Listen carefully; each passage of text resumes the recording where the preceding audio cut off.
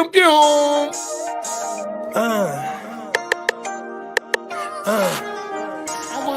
Prime one, that's him. Sky, thought you thought, but I wasn't born yesterday. All I do is ball. You goofies underestimate.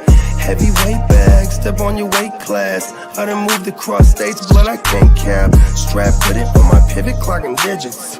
Rock hard and I ain't even in the kitchen.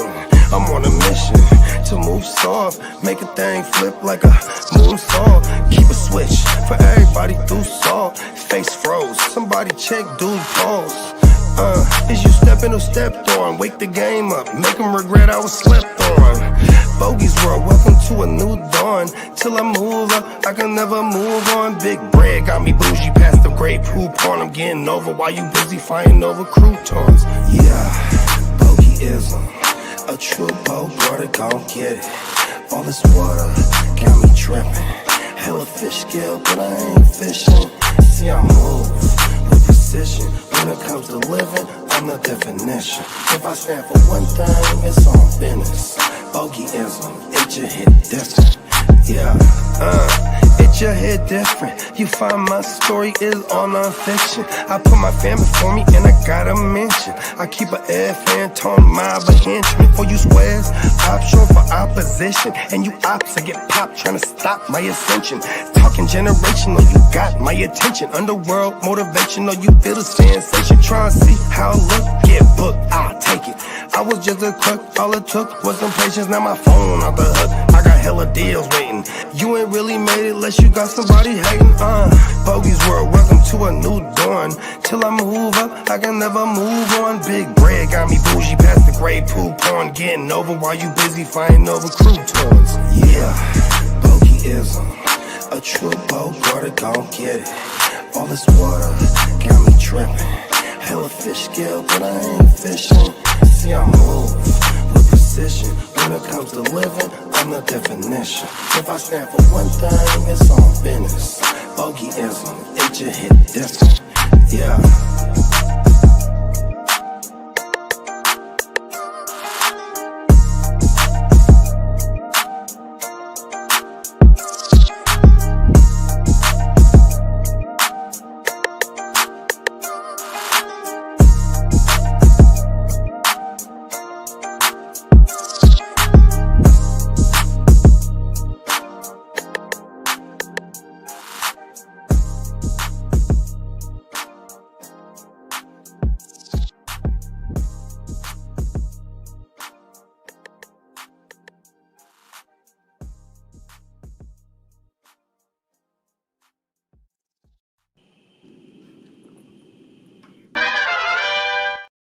Yes, and we are back with another live edition of Wake Your Game Up. And here on the the Gen Wealth Net, we do keep it real generational, and we have a special guest. You know what I'm saying? Because we keeping it all from generation to generation, man. It's Big Papa Guru. Welcome, Papa G. Yeah, man. You couldn't have a Guru Nation without Papa Guru laying down the foundation for the nation. Look at that. We got Lafayette in the building, man. 100%, man. Yeah, man. How you feeling, Pops?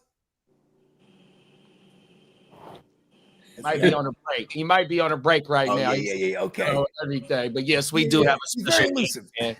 100%. This is the real definition of Gen Wealth right here in the building, man. Gracing us with his presence, man. We sure do appreciate it, man. 100%.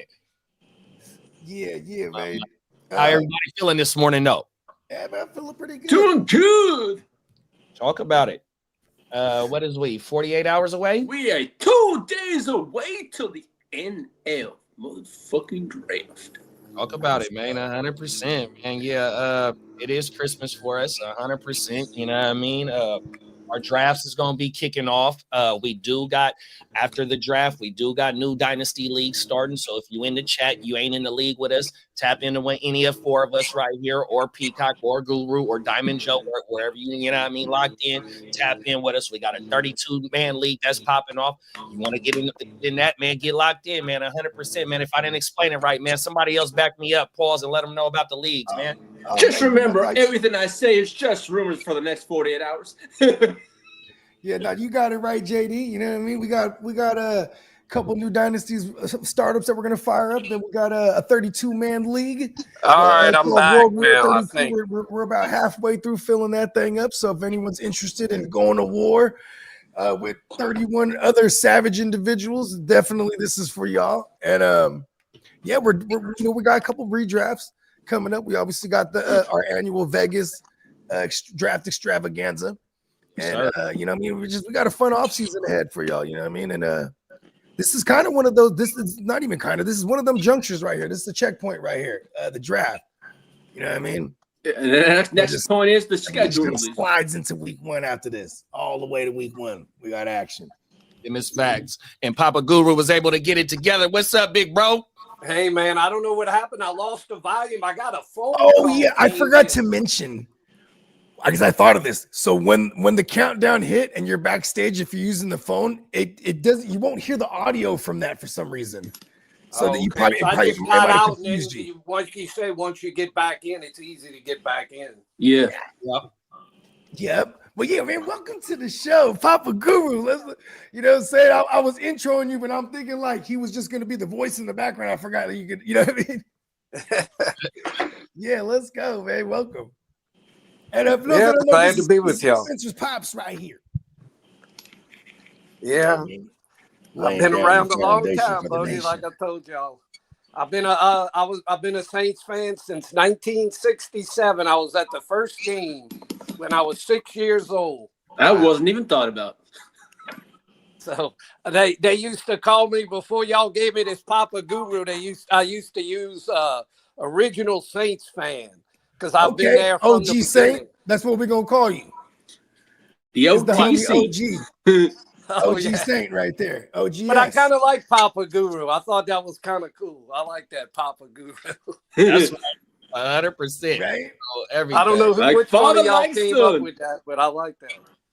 Yeah, it's funny because I always refer to you as Papa Guru, and then that's what I had you as saved under too. So like, I mean, Papa Guru. Well, in my what was it in I don't know, one of those bracket things on ESPN, I use Papa Guru for my for the name, for my name.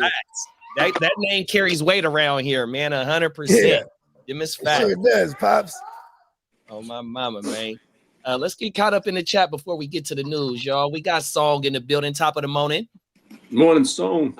Song said, I'm just gonna come out and say it, guys, because I might be knocked the fuck out, or just got home from working already. If Shedeur Sanders falls to the 11th overall pick, my Niners are going to trade down and maybe get a first round pick in 2026 in the deal. I don't know. There are many teams in need of a franchise quarterback. Don't sleep on Shedeur.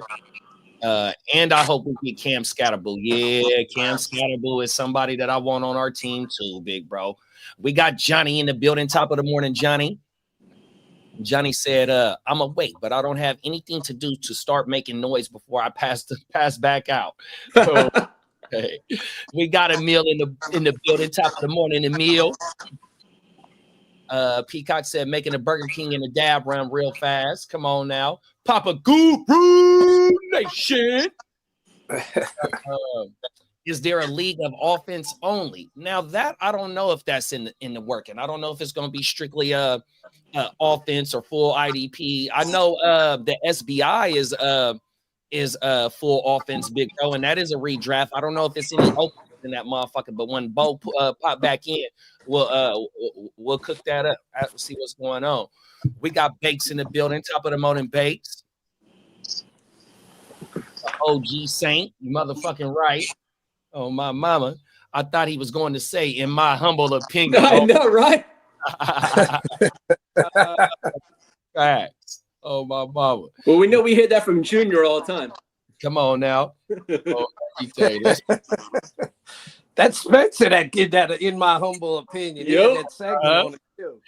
Yo, facts. Oh, everything. But before we get into the news, let's go ahead and play a message for our sponsor, 100%. This show is powered by the neonpeacockmerch.com. Please go slide over there, subscribe to the website, slide through, you know what I mean? Look at what Big Bruh got cooking up, because you definitely gonna find something you like. We'll be right back. Go ahead, kid. Show them what you got on right now, big bro. Yeah, you saw it in the advertisement. Let's go get Sauce. Hopefully, this is one of the guys that the Jets get to retain. I've had this for damn near a year now, and look at it; it's held up. You'll see it on the show all the time. You go back and watch some of the replays, and you got that about week 5 last year. Who's that on your shirt? Around week 5, yeah. It's been a minute. I feel like I've had it for a long time. I wear it all the time. Washes and they're durable. Yeah, that's a durable. And then this one actually is the it's not the classic, the one that we advertise pretty frequently when people ask us the question of what do you get, the regular or the classic? I'm classic. This was one of my first purchases, and I got a regular on this one, so it fits a little bit snugger, but or a little bit more snug, I should say. Snuggers. And who's the player on your shirt, big bro? That's Sauce. Sauce Gardner, man. Gardner. Yeah, they picked up his 5th-year option. Dripping Sauce, 100%. That is one of many of the designs on the website. And if you go slide through there, man, you're going to find something you like. And if you want to go ahead and get a little bit more froggy with it, inbox Big Bro, Instagram, Facebook, you know what I mean? And he'll bring one of your designs to life. Them is facts, man, 100%. Minnesota Den said we need a in my humble opinion, Papa Guru t-shirt, man. 100%. Come on. Yeah, now. We should have Pops and Junior on it. Hey, Pop's gonna be one of the animated Simpsons characters, 100%. Man. Oh, that would be cool. Giving us the game about this fantasy isms, 100%. And put him in an old school Saints jersey. Come on now. 100%. You ready to kick it off with the news, big bro? I'm always goddamn ready. Let's go. It's 48 hours to go. Let's go. Let's go, baby. We on our way to the motherfucking streets, y'all.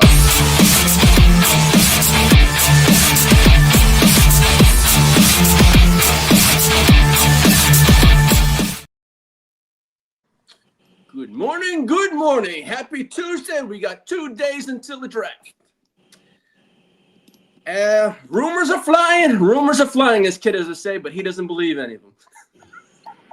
Let me give a shout out to the Crooked Commish, the Mouth of the Bay, and the Chicago Clubhouse for having myself last night, and Neon Peacock on his show. So I want to thank him for that last night. Had a blast. Thank you. Had a good time. Well, the Tennessee Titans have informed Miami quarterback Cam Ward they will be selecting him on Thursday night. So that's the pick is in. The pick is in. They're gonna it's let not that in, clock but run down. It's a guaranteed It's lock. gonna be ruined. Wish they would just go up there and announce it, and you know they're gonna put a show on. They're gonna for 20 minutes. Yeah, they're gonna let that time run all the way down too. Well, we already know the pick. We got on NFL.com a Cam Ward Titans jersey for sale already. That shit is crazy. And he got his shoe deal already leased with Under Armour a couple shows ago. You know what I mean? It's official, man, 100%. Now Cleveland is on the fucking clock. Well, speaking of Cleveland, Peter Schrager came out this morning tweeting out saying that there have been calls made to both the Browns at 2 and the Giants at 3 with the intentions for teams to move up in the NFL draft. Hey, shout out to Peter Schrager, because I was watching that Get Up this morning, and my guy Himbo always throws out questions, you know what I mean? Because Himbo is a statitarian, man. He's ill with the stats. One of my guys, Greeny, one of my favorite hosts, period, you know what I mean? And Schrager was on there, right? So boy gave him the question, and it was about which quarterback from the Hurricanes threw for 4,000 yards. And, automatically I'm Jim Kelly and Bernie Kosar, right? So long story short, the answer was Vinatieri. But, and, shout out to Gang Green, 100%. Schrager broke it down. It wasn't for the Jets. And where else? I forgot where else Vinny played. But it was a season that he played for the Ravens. And Vinny threw for 4,000 with the Ravens. I said, what the fuck? I don't remember that.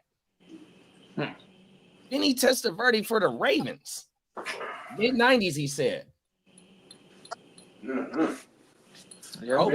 Yeah, I don't remember him with the Ravens. He must have not been there very long, huh?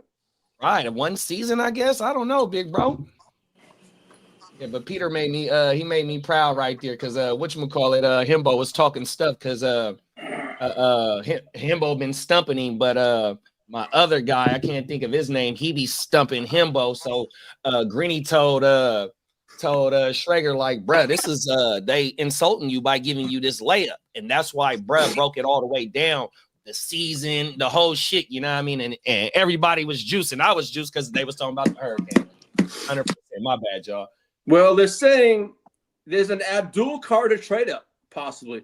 If Shedeur Sanders goes 3, there's a chance Abdul Carter falls to pick 5. Pick 5 of the draft, setting up a potential trade up opportunity for several teams. But at 5 is sitting at Jacksonville. And the rumor is this morning was Gentry is their missing piece. Yeah, Gentry. So on the Get Up as well, they analysts, Peter Schrager was on there, one of them, saying that Cleveland and New York, and I know you're going to get to it as well, the phones are open 100%. And for them to be able to pick up picks and so I didn't know this as well. So Jackson Dart's OC is Charlie Weiss's son.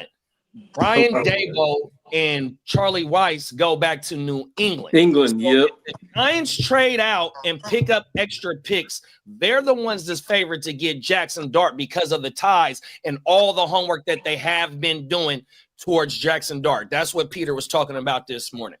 And everything I've been seeing is the Giants want to trade up for Dart. You mean trade back in? Trade back into the first, correct.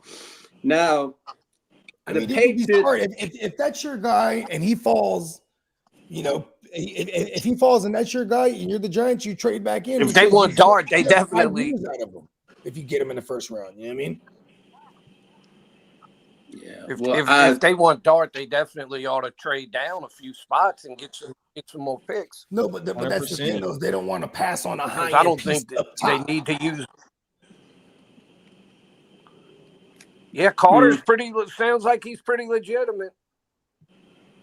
Yeah, he wrecked the game with one arm.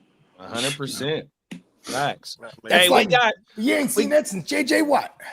Come on now, for real. And his shit was literally torn in a brace-like type joint, mechanical looking like type joint. So everything. Hey, we got my dog. He's on fire. AKA Brandon in the building. 55 hours left till the draft, baby. Let's go. The final countdown. With the NFL draft here already, that means Vegas is right around the corner. Let's fucking go. Mm-hmm. You already Peacock know. said Vinny played for the Cowboys. Yep, he did. Oh, my mama. Mm-hmm. Who is Gentry, Lee? Genty. And he says it with conviction every time. Like it's Genty. That's that Boston. It's that Boston accent, That man. Boston. Yeah, adds another letter in there. He's like, Boston. Genty. Hey, that's the beer commercial. Yeah, exactly. That's the beer. My cousin. That's our cousin Lee. Hey, he sounded just like the commercial. Boston. Hey, Lee, you sound just like the fucking commercial when you said it, bro. Park the bloody car, you bitch. Oh my goodness. Who fighted? Who fighted? Hey, I got a story about that. Hey, when we went to Hawaii and we finally got off in Maui, my dad, he ended up letting one cut, and the motherfucking stewardess said, who farted? He said, I motherfucking farted. Me and my cousin started dying, bro. I swear. That's an inside joke forever, bro. Oh, my mama. Oh, he cleared that whole cap. Well, speaking of the New England Patriots, they seem to love and adore Will Campbell and are likely to select him at number 4. I adore me more. That seems to be pretty much a consensus pick for them. But he said they love and adore him, bro. That's crazy. Also, the New England Patriots are open to trade down, and if Genke could be the player that teams are willing to trade up for. But I think that's all smoke and mirrors. I mean, I think without Belichick there in New England, we're going to see them get more aggressive with trades. Like, look at all the New England disciples when they go elsewhere. Like Caserio when he went down to the Texans. They get active. You know what I mean? You look at Josh McDaniels when he went over to the Raiders. They traded for Devontae Adams. Like, you know, these are things that Belichick would always stop. He'd be like, "Nah, we're not doing that." You know what I mean? So, you know, look at Mike Vrabel when he was down there in Tennessee. You know what I mean? They got aggressive with trades. So I could see New England actually doing something uncharacteristic of what we're used to seeing them do. You know what I mean? Well, we gotta give Bill a little bit of credit for his GM working trades. Sure. I mean, he's traded Hall of Famers and Richard Seymour. Give me somebody else he's let go before it was too late. And then he's also brought in Randy Moss. You know what I mean? He's brought in players that fit the system for them to carry on that dynasty as well in this free agency period, you know, or just in the free agency landscape period. I mean, even as minuscule as it is, Danny Amendola, I think they traded for him at one point. Yeah, he was out on Miami. Yeah, he was on Miami. I remember that. Yeah, boom. And then I think he was even on the Saints, I think, at one point, and then boom. They went ahead and traded for him. No, Wes Welker. Excuse me. It was Wes Welker on Miami. Yeah, Wes Welker and Wes Welker. Excuse me. Yeah, what was that receiver they had that they didn't keep him? The Saints, the Rams. Excuse me. What'd you say, Papa? I said that receiver that New England had, Troy Brown. Troy Brown or Troy Vincent. Oh yeah, Troy Vincent was the corner. Vincent was the corner. Brown was the wide. But Brown played corner too, though. See, Troy Brown, he did everything for New England. He played corner. Kick returner and everything, yeah. He did everything, big bro. Facts. Well, with Papa Guru in the house, the New Orleans Saints are making exploratory calls about trading up from number 40. And that's the second round pick. What you think about that, Pops? I hope they don't do that. I don't want them to trade up. They got 9 picks in this draft. And they need to utilize them all and hope they can have a really good draft. I don't want to trade up and be giving up more picks. I want them to use what they got. And I think 9, they should be able to get. I'm hoping they get Sanders. But if they don't, they should. I think if they don't get Sanders, they're going to either get that the tight end from Penn State, Warren, or they will. Don't be shocked if they take one of those cornerbacks. I'm not really wanting them to do that, but I've been hearing that they really like that one of those cornerbacks. Yeah, Will Johnson, the one from Michigan, and then the one from Texas.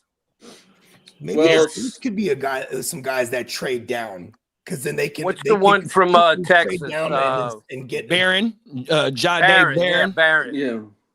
They act like he's a really good, versatile type cornerback that can play in all types of defenses, and like they act like he could really be good. But I don't know.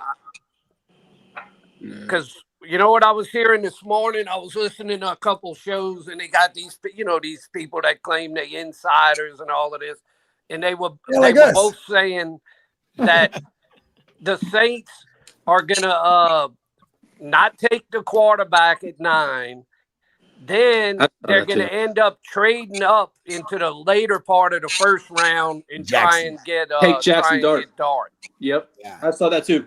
Because they really love some Jackson Dart. Like, because I think they spent a lot of the offseason. Yeah, but Bodie, I'd rather just if it works out, I would rather just get Sanders at 9 and not have to give up anything to get another. And then you still got all your picks. I know, but the things they're going to lose probably 2 of their picks. The things I saw this morning is the Saints value Jackson they see more in Jackson Dart than they see in Shedeur Sanders. Hold on, Jackson. Well, I know that's what I've been hearing too.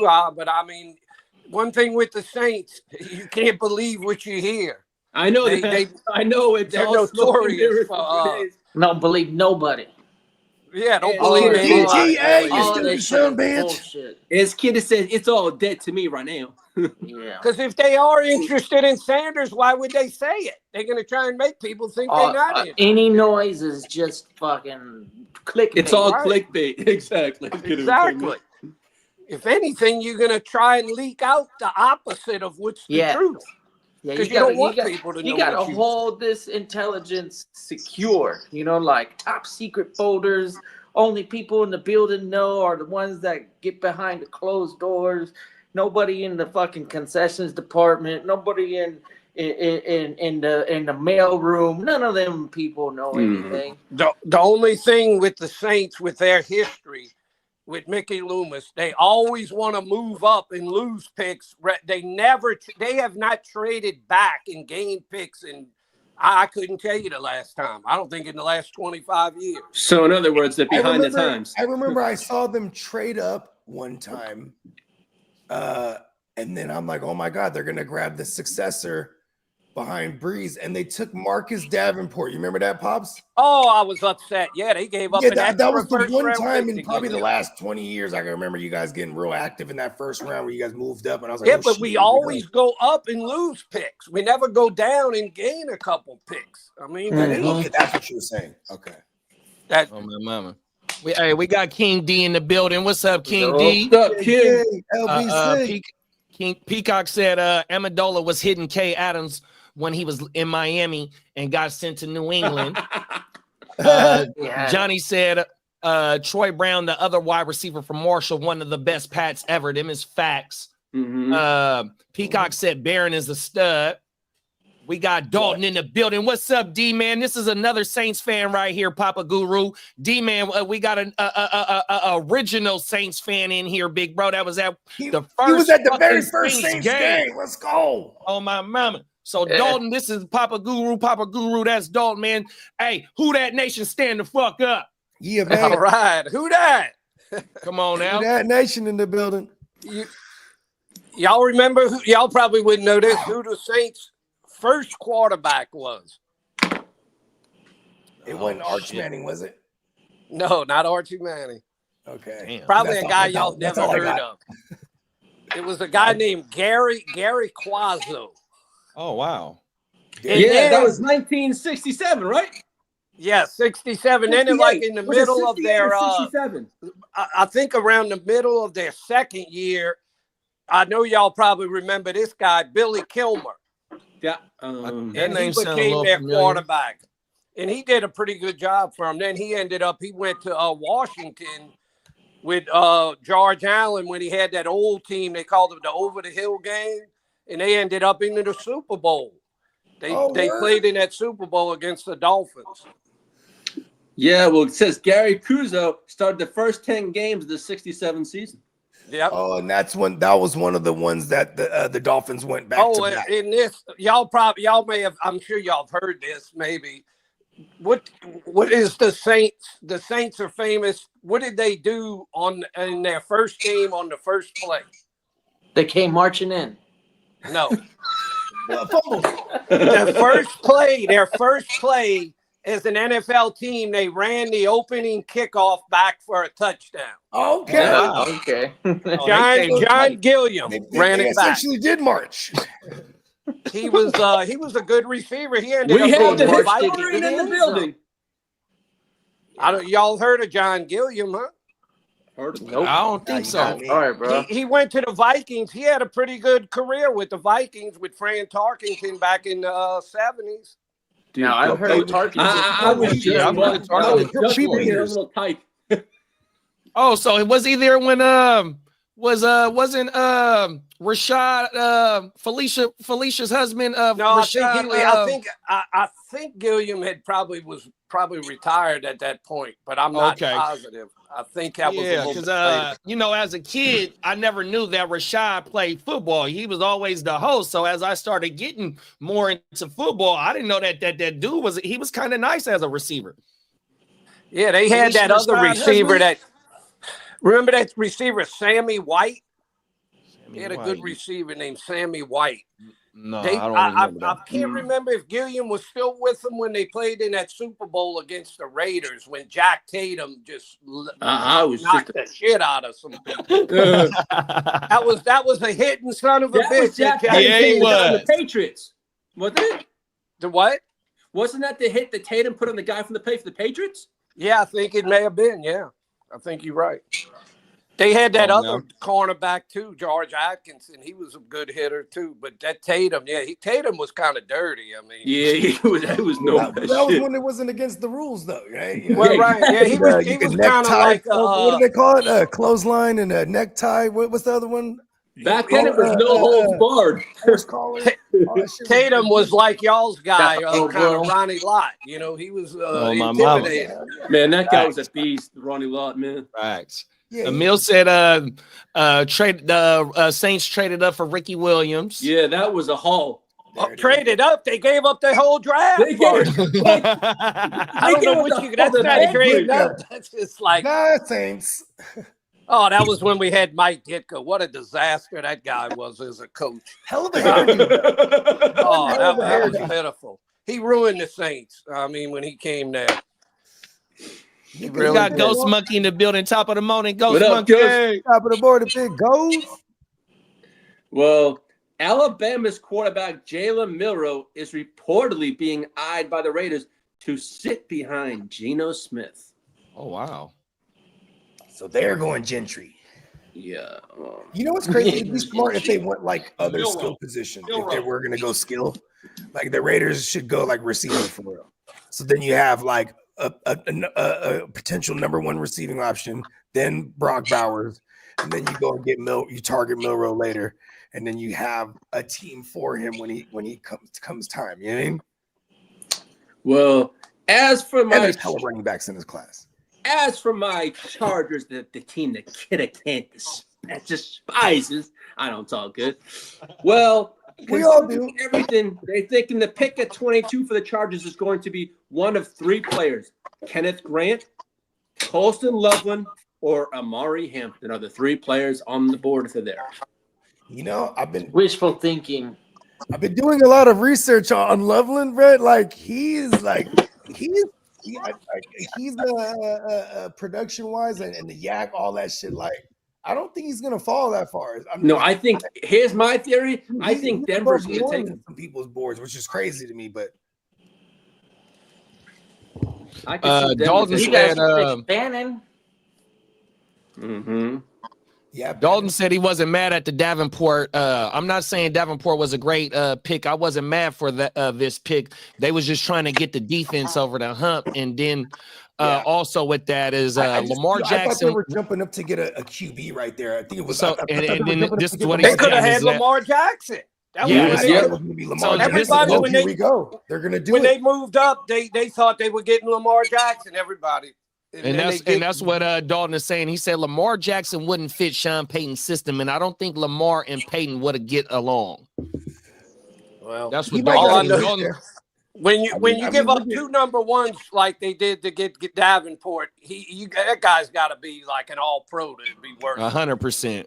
Well, that was a disaster. He didn't last a second contract with them. I mean, he went the full 5 years, and then I think he spent there was another pick about Minnesota.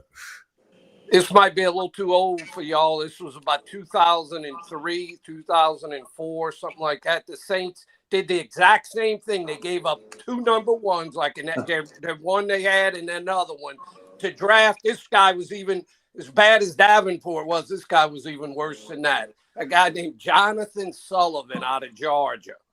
Boy, was that a disaster. Damn, I don't even remember that. He was a defensive tackle. He did absolutely nothing. We gave up two number ones for that. He sounds like a distinguished gentleman, though. Jonathan Sullivan. The Saints really, the last 7 years, or 8 years, every year but one, the Saints have drafted either an offensive or defensive lineman with their first pick. And a lot in the last 20-something years. They love to take offensive, defensive linemen. Yeah. That's a smart way to do it. A lot of teams do it that way. I feel like, But a lot of them haven't worked out. I want a skill guy this year. You want a culture changer. I would like to get the running back Gentry, but I don't think he's going to be there. I think the Raiders. He called him Gentry too. See, well, coming out this morning that there's 3 players they have medical red flags on. It's Ted McMillan, Jalen Milroe, and Tyler Show, the quarterback from Louisville. Is it just current things they're dealing with, or is these like nagging injuries? That's what I would look into. But the big one, injury history. Okay. And here's the one: Michigan quarterback Will Johnson has a knee issue that's been flagged. Teams are concerned it could impact his longevity. Well, he was going to be a practice squad quarterback anyways. Who the fuck cares? What's the deal with McMillan? I don't know. He's a gumpy guy, and he's like 6'4", 6'5". I never heard of any kind of injury concern. Yeah. He missed like 10, 12 games or something in his sophomore year. This wasn't last season. Last season he was able to stay healthy, but there have been multiple seasons where he missed at least 5 or 6 games. They had a little concern over what's the guy, the defensive tackle from Michigan that had Mason Graham. He had some kind of foot injury, didn't he? Yeah. See, but you know what's funny about a guy like Mason Graham is like they want like if you're like somewhere in the teens or something, you're like, yeah, we love that injury because you hope he falls for any reason. I heard this morning that somebody was hoping he would fall to the Saints, but I don't think he will. Most people seem to think Jacksonville's going to take him at 5. I think it would be wise if Jacksonville did that because like Armstead's gone and I couldn't even tell you who else they got. But I heard they said that Jacksonville might be interested in the running back, that they might take the running back before the Raiders get him. Well, it's going to be interesting. Running backs for a team that sucks to go up and grab a first-round running back. Because I think the Jacksonville might be getting a little bit, maybe not that maybe enamored with whole stupid as Peacock claims they are, and at this moment they are looking pretty dumb. And that would be one of the dumbest moves that they could do. No matter how great Janty is, like they got so many holes in that. Holes, exactly. You need to. What's the kid out there that already runs the ball pretty well? ATN? Tank Bigsby? No, not Tank that guy, Bigsby. Oh, the other guy, yeah. Well, we got Albert in the building. Top of the morning, Albert. Top of the morning, Albert. Well, the Patriots would like to trade back into the first round and make 2 first-round selections. Wouldn't we all? Mm-hmm. I like it though. See, listen, New England might get frisky here, bro. You know what that might mean too? Like, hey, we want AJ Brown somehow. You know what I mean? So they might even sell their Ford to the Eagles, bro. Let's go. Give it to me. Well, they ain't gonna sell it if they can get the kid from Colorado. Then if they can get Hunter, I think they pull the trigger. And then if they don't like the package that they get for the 4th, then they get an offensive lineman. Mm-hmm. Easy. Yeah. Like that's the most outside of Titans. That team is probably the easiest to predict. Yeah, almost everybody seems to think they're gonna go with. How much of the news you got still, Lee? Yeah, I got the mock already pulled up. Well, I can skip over the draft stuff, but I can keep the stuff for tomorrow. No. What else you got? Go ahead, just fire it up. Okay. Well, the Dolphins are eyeing a potential of taking a quarterback between rounds 2 and 4. Okay. The Falcons at 15 and the Bengals at 17 are willing to overlook character concerns for James Pierce, Mike Green, and Walter Nolan. Hey, the Bengals are the kings of that. Yeah, Pierce is a good player. I think whoever ends up with Pierce, they're going to be very happy with the choice. Now, Niners. Now, as for some news, the Seahawks could trade either running back Kenneth Walker or Zach Charbonnet soon. Both of them. Get them out of there. That's crazy. And as for the Vikings, are one of the two teams along with the Steelers for Kirk Cousins. There's a feeling around the league that the Vikings so bad for JJ McCarthy.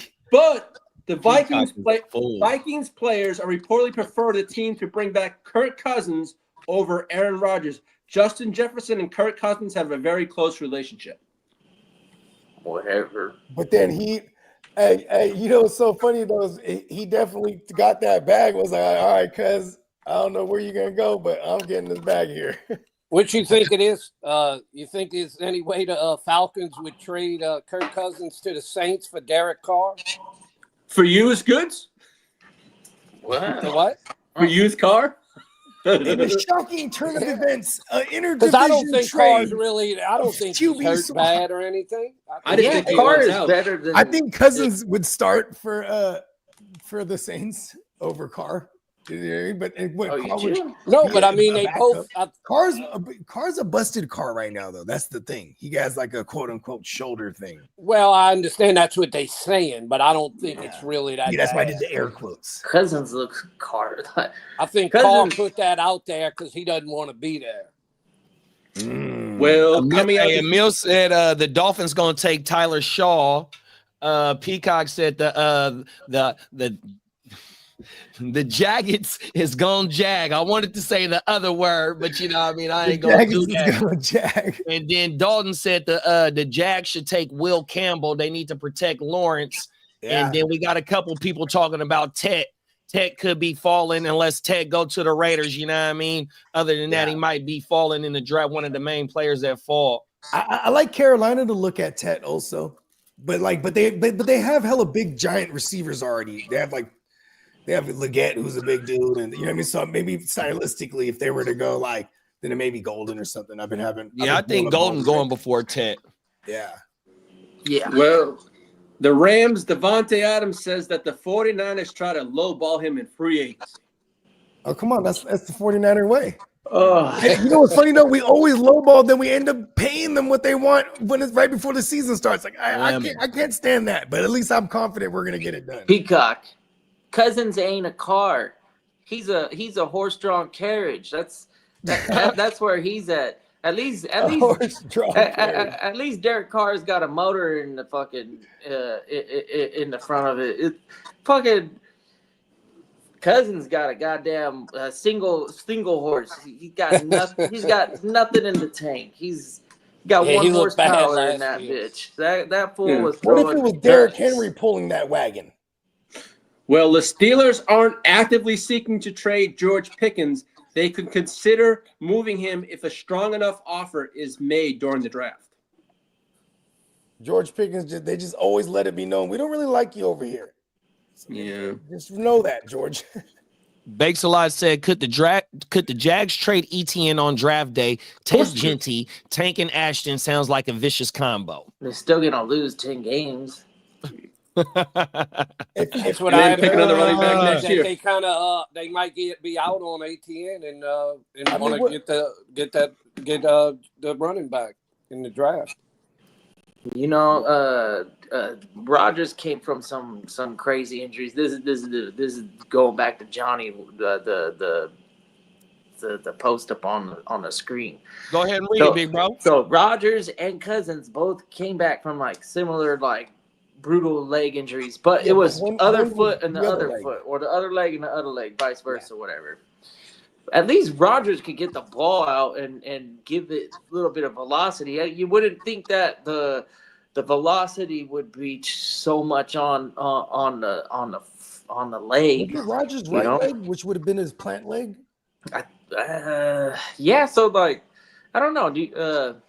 Because then he was still You'd able have to to step you'd have to into go the back and throw. research that. I don't remember which one, but I do Because it was remember one or the other. Because whatever Cousins had, because they're both right-handed passers, so whatever Cousins' leg was, he clearly couldn't put no zip on the ball this year or last year. Yeah, Cousins could never get no zip on the ball. He was throwing lame ducks the whole season. That's what I'm saying. And it was super noticeable. It was not. And Drake London still did it. Let's go. Well, the last piece of news I have before we get to our mock is several high NFL sources believe the Lions wide receiver Jameson Williams could be traded during the draft. Yeah, send him to the Patriots. Let's go. I have a lot of Jameson Williams. Just send him somewhere where he could like be a quote unquote one. I don't know if he has a skill set. What is he going to do? Yeah, He's he's only more good that, to run. Hey, look at kind of Ben Johnson. He's like a he utilized him in a Darnell bunch of Mooney. different ways. He's like a Darnell Mooney plus. Fuck it, send him to Atlanta. Let's go. Rodgers looked like equal shit until 2/3 the way through the season last year. Yeah, But it definitely took him because at that point of the season, he was throwing the ball 40 plus times a game, even upwards of 50, like the last, like in the playoff stretch for us, in the fantasy playoffs. So that was cool. Because then Rodgers still we're getting 50 pass attempts. You know what I mean? What did he get? Like more than 3,500 passing yards and Yeah, he did. like still like almost like a 3-to-1 touchdown interception ratio. Rodgers seems like the guy that'll be in that negotiation. Like, see that? Off Yeah. the Achilles injury. Yeah, all these mediocre All off the numbers Achilles. mean a How lot old am I? in this day and Exactly. age? They're like, look at all the shit quarterbacks there are. You tell me I can't win Right? a fucking He's like, oh, look at Sam Darnold. Yeah. He's like, and then it clicked to him. Oh, I should try to go to Minnesota. Look what Sam Darnold was able to do. That was the right play. It didn't work out. You know, they Right. weren't really interested. And then he's definitely not. I told him I would play for $10 million. That's what he said.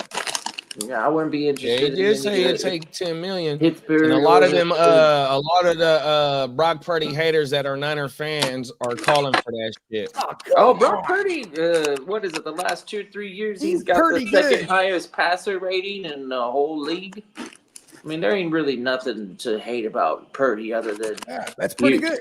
you just might not like the Niners or something. When did the Niners have to sign him to a big deal? Isn't that coming up soon? It'll happen they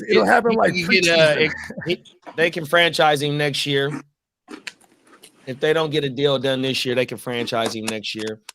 And Aaron Rodgers, 368 completions, 584 attempts, 63% completion percentage, 3,897 yards, 6.7 per attempt, 28 to 11 TD INT ratio. Well, not bad. He finished as a back end or coming he off the finished as a high end Achilles, QB too. He finished as a high end QB too. So it was basically the end of the season that got his ass up there. Pause. Let's fucking go. Yeah, he started really going to Devontae Adams a lot down the stretch. Actually, I wouldn't mind Rodgers with the Steelers again. The idea of that. He got some weapons over there. Yeah.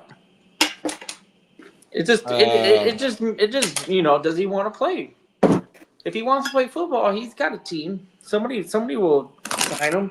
He already said that he's not trying to sign no $30 million contract. You know, like he's looking at like $10 million or whatever, and that's backup quarterback money.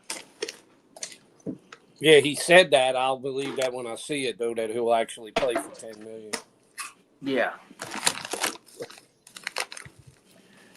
Yeah, I think he doesn't want to do training camp. I think he's going to wait until somebody gets an injury or something and they just desperate for a quarterback and then go with a team that he figures got a shot that lost their quarterback. It's tough. It's tough. If he wants to get it done now, I think I would rather go through a whole and kind of learn the training offense camp, and stuff. a little bit of knowledge into a system, even though he's probably been around the game to know how to I agree. to incorporate a system, and he's always said that he's one of the quarterbacks that can actually go into a system and add. You know, he could be the system plus type of quarterback, not just a guy that's going to be a yes man, somebody that can watch film, study, prepare for every week. Even if it's a short week, 4 days, doesn't matter to him. He's been around the game long enough to be ready for it. Yeah. Oh yeah. Yeah, we don't Aaron really Rodgers' have recall is a lack of incredible. confidence in him. It's just Is he invested?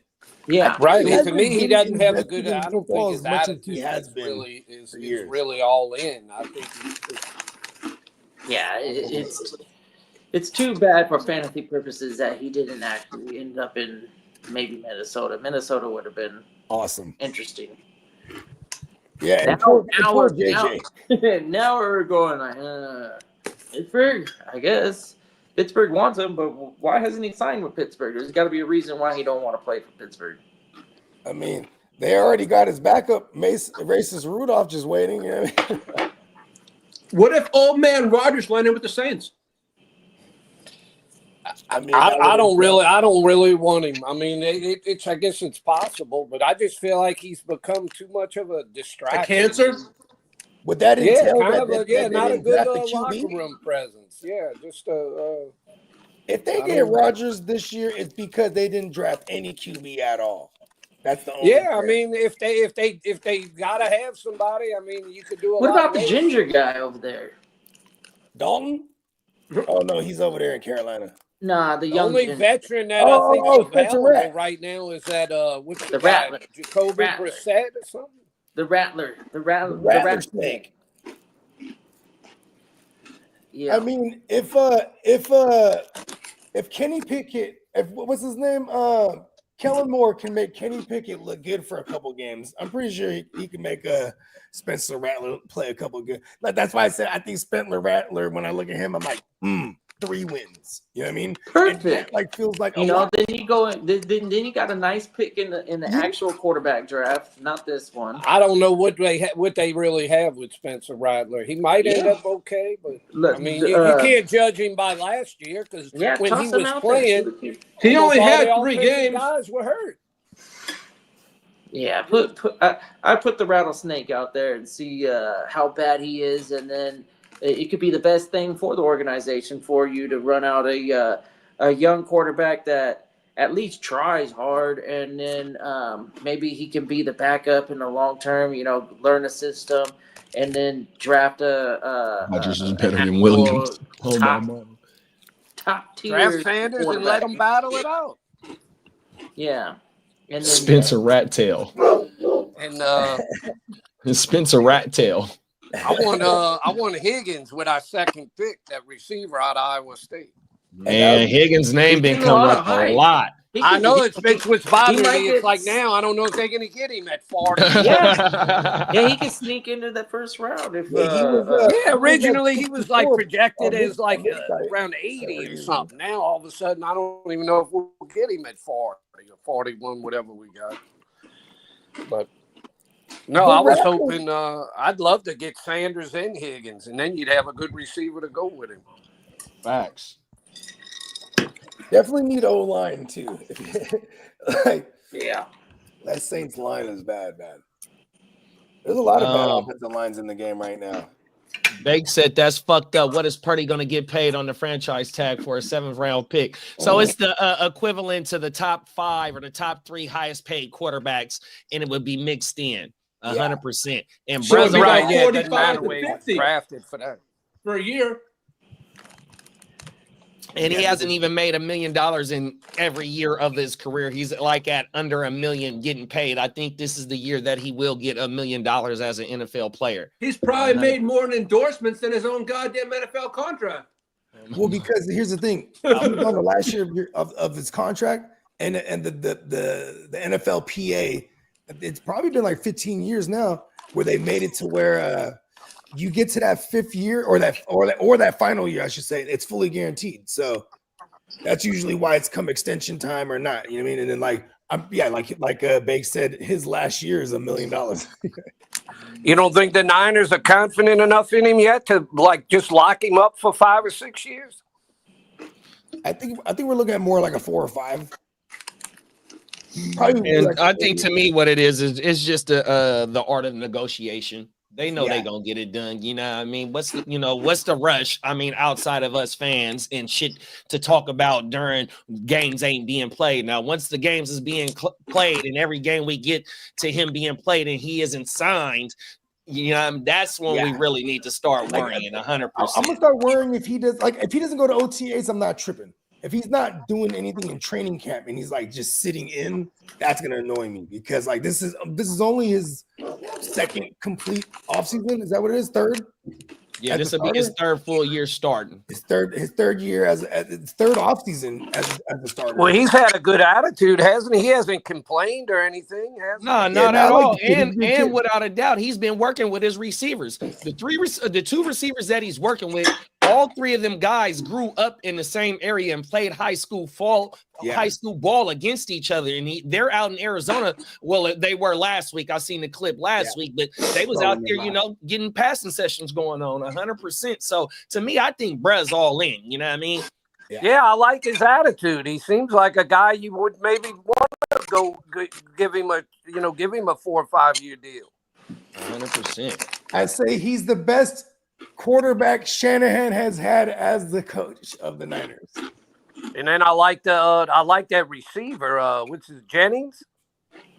Yeah, Juwan. Juwan Man Jennings. He looks like he's got the potential to be a pretty darn good receiver. Oh my mama. Yeah, I mean, shit. He catches that touchdown in overtime, or if Chris Jones doesn't fuck that play up in overtime in the Super Bowl, I mean, excuse me, he's the MVP, right? 7th round pick as well. Oh my mama. I picked him up. I remember I picked him up in fantasy last year, and he had some good games. Yeah, he was a waiver wire darling for sure. 100%. Yep. Bakes said 41 million isn't bad actually for 1 year rental. Shanahan kicking the can, hoping that Brock gets hurt. Come on now, big bro. I mean, this is what I think. I think we're looking at like a 4-year extension. So like he's just being a Raiders fan, man. That is true. I tried to ignore that part. He's just being He's thinking back with Gino now. Okay. Fuck that bullshit. Oh, he got Gino. He do got crazy old Pete. I'm not gonna knock what the Raiders are doing. I actually like what they're doing. They're like the Seahawks. They're like the Seahawks of the West. Yeah, I'd like Johnny Mittens take more than Rodgers to San Francisco, like Rodgers to Miami. I think that would be a fun thing. Tuna fish. Tuna is gonna die. He said at least from 14 games. We're gonna descale and fillet him and serve him up. He put on like 30 pounds of beer weight though, right? So now it's like, all right, he can take a hit. You know what I mean? That's the natural Samoan in him. What up, how hard it is for him to keep the weight off. That motherfucker has to sit in the sauna probably like 3 hours a day. Just like he's trying to fight that Samoan, that chromosome from kicking in, where he's like, ooh, and now he's gonna play line. He can't play lineman now. He can't take it. His brain it must be like pretty small for his cranium. You know, it rattles around too easily. I mean, he does get obliterated. That would be the thing I was talking. If Miami will have a concussion, they'll need a quarterback, and Rodgers will step in. Yeah, and that's perfect for Rodgers. I feel like Miami is a place that he would be down with. Being in California, he likes the sunshine and it's got some. I don't know if he went to New York to be in the spotlight, but Miami they got a pretty big spotlight too. And yeah, I don't know. I wonder why he won. Well, the Jets was the only ones pretty much given an opportunity at that point too, though, right? Because he had to be traded there at that point. Yeah, we were supposed to have an elite defense, and we were just missing the quarterback, you know. And yeah, they went and got him. Even in year 2, they're like, "Fucking give me Devontae Adams," and you know what I mean? That shit was kind of crazy. It did not work. They tried. They tried. It didn't work. They tried. I'm glad, they cleaned house and they did what I was crossing my fingers, hoping that they were gonna clean house and totally do a full rebuild, and They got some really nice. The coaching staff is probably the best I've seen the Jets ever have at this point. Ready to go out of the gate. Let's get some talent on. Like, we didn't draft a true rookie. We drafted a young quarterback, but this guy's been in the league for years now, and he could develop into a franchise quarterback. We'll see. And if it doesn't work out, like next year's quarterback class. I mean, they might view Justin Fields and be like, all right, we'll get him another skill piece. They'll be like, we'll wait on the O-line because that guy can run around. He was an elite passer in college. Kidda, how'd you get to be a Jets fan? I used to be a Chargers fan. I'm from San Diego. Well, that's what I'm saying. How'd you get to be a Jets fan? It's same vibe, you know. Like I've been dealing with sorriness my whole life, so like He likes shit in green. I'll be able to fit right in with the Jets community. Right, you do fit in Jim. Yeah, Well, I liked the Jets in 68 when they went to the Super Joe Bowl Namath? that year. I really liked the Jets that year. The Jets are gonna win, I guess. Yeah, they won the second Super Bowl, right? Wasn't the No, second the third Super Bowl? Super Bowl. Third Super Bowl? Green Bay won the first two. I think it was this. Oh. It was in, Was it Kansas City? season, but it was in 1969. Yeah, they beat was the the Super Bowl. Kansas City and the Raiders, the first two. Okay. And Yeah. but that Namath- Jet team, I like that. They had Namath Don is- Maynard Namath and is a George guy. Fowler.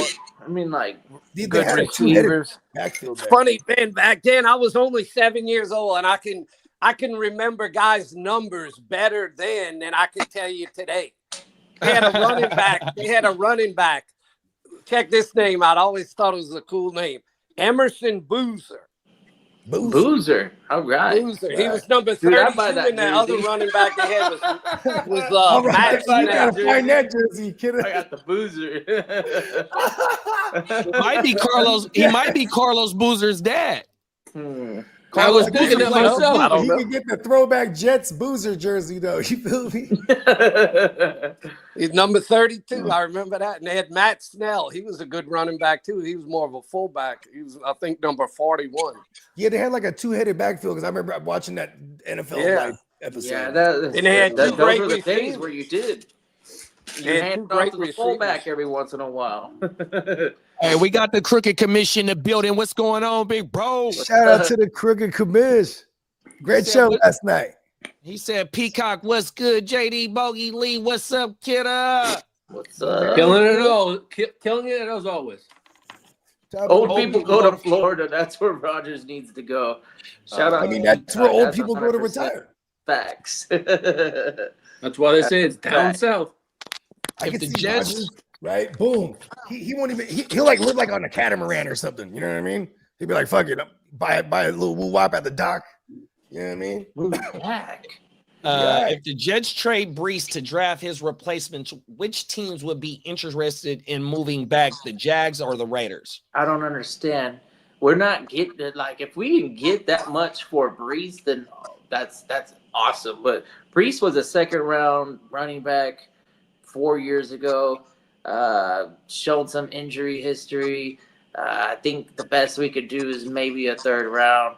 Yeah, this is year 4 for him. And then if we can get a second round for the guy, and get the recoup the same capital, then that's an instant fucking send them on over to get them past. But I don't think we would move up in the first for trading Brees to anybody. Why would you value Brees in a running back class? This is like the best running back class we've had in the last decade. Yeah, and you're going to get them Maybe on if a you're the 4 or 5 year deal, a rookie contract. Yeah.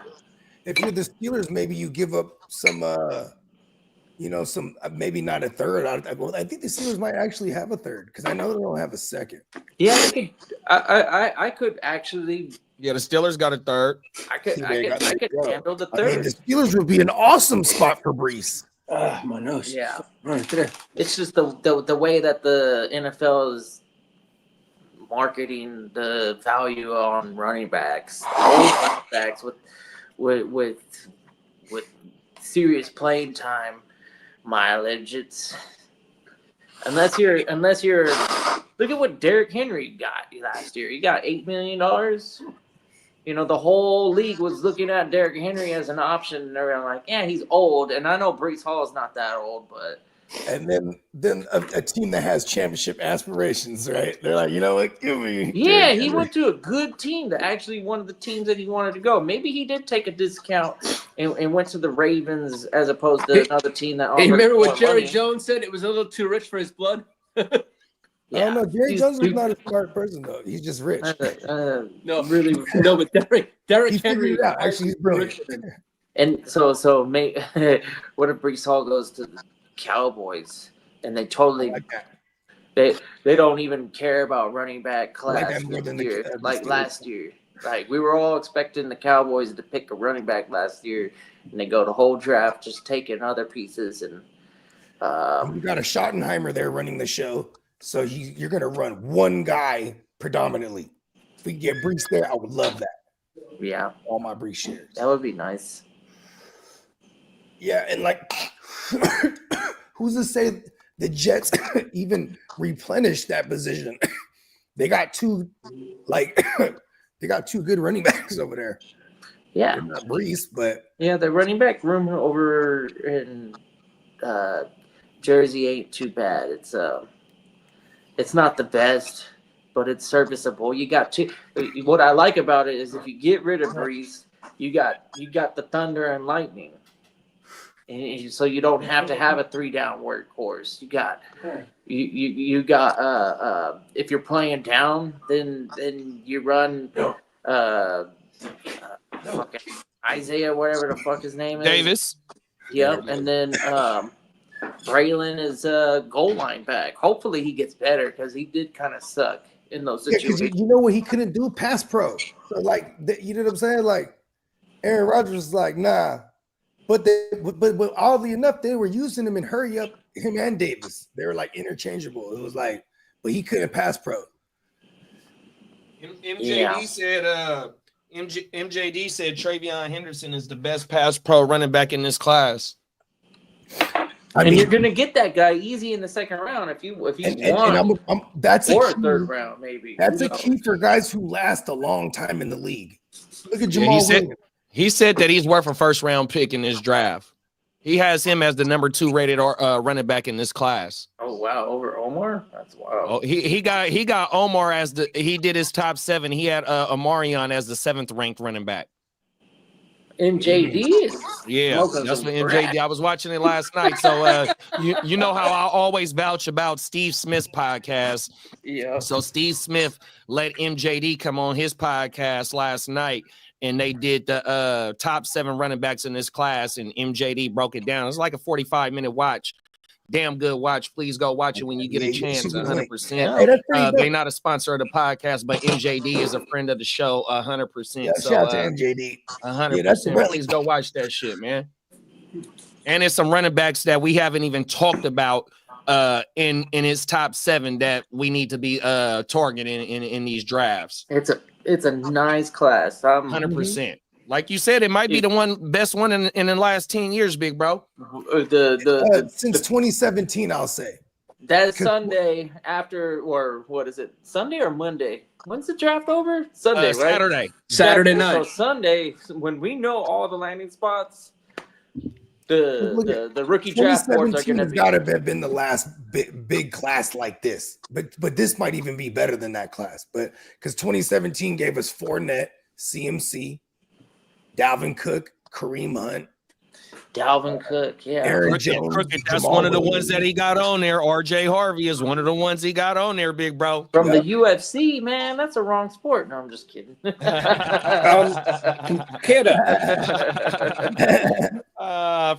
from UCF. Oh, you know what? Hey, let's run it. Let's get it. We can get it.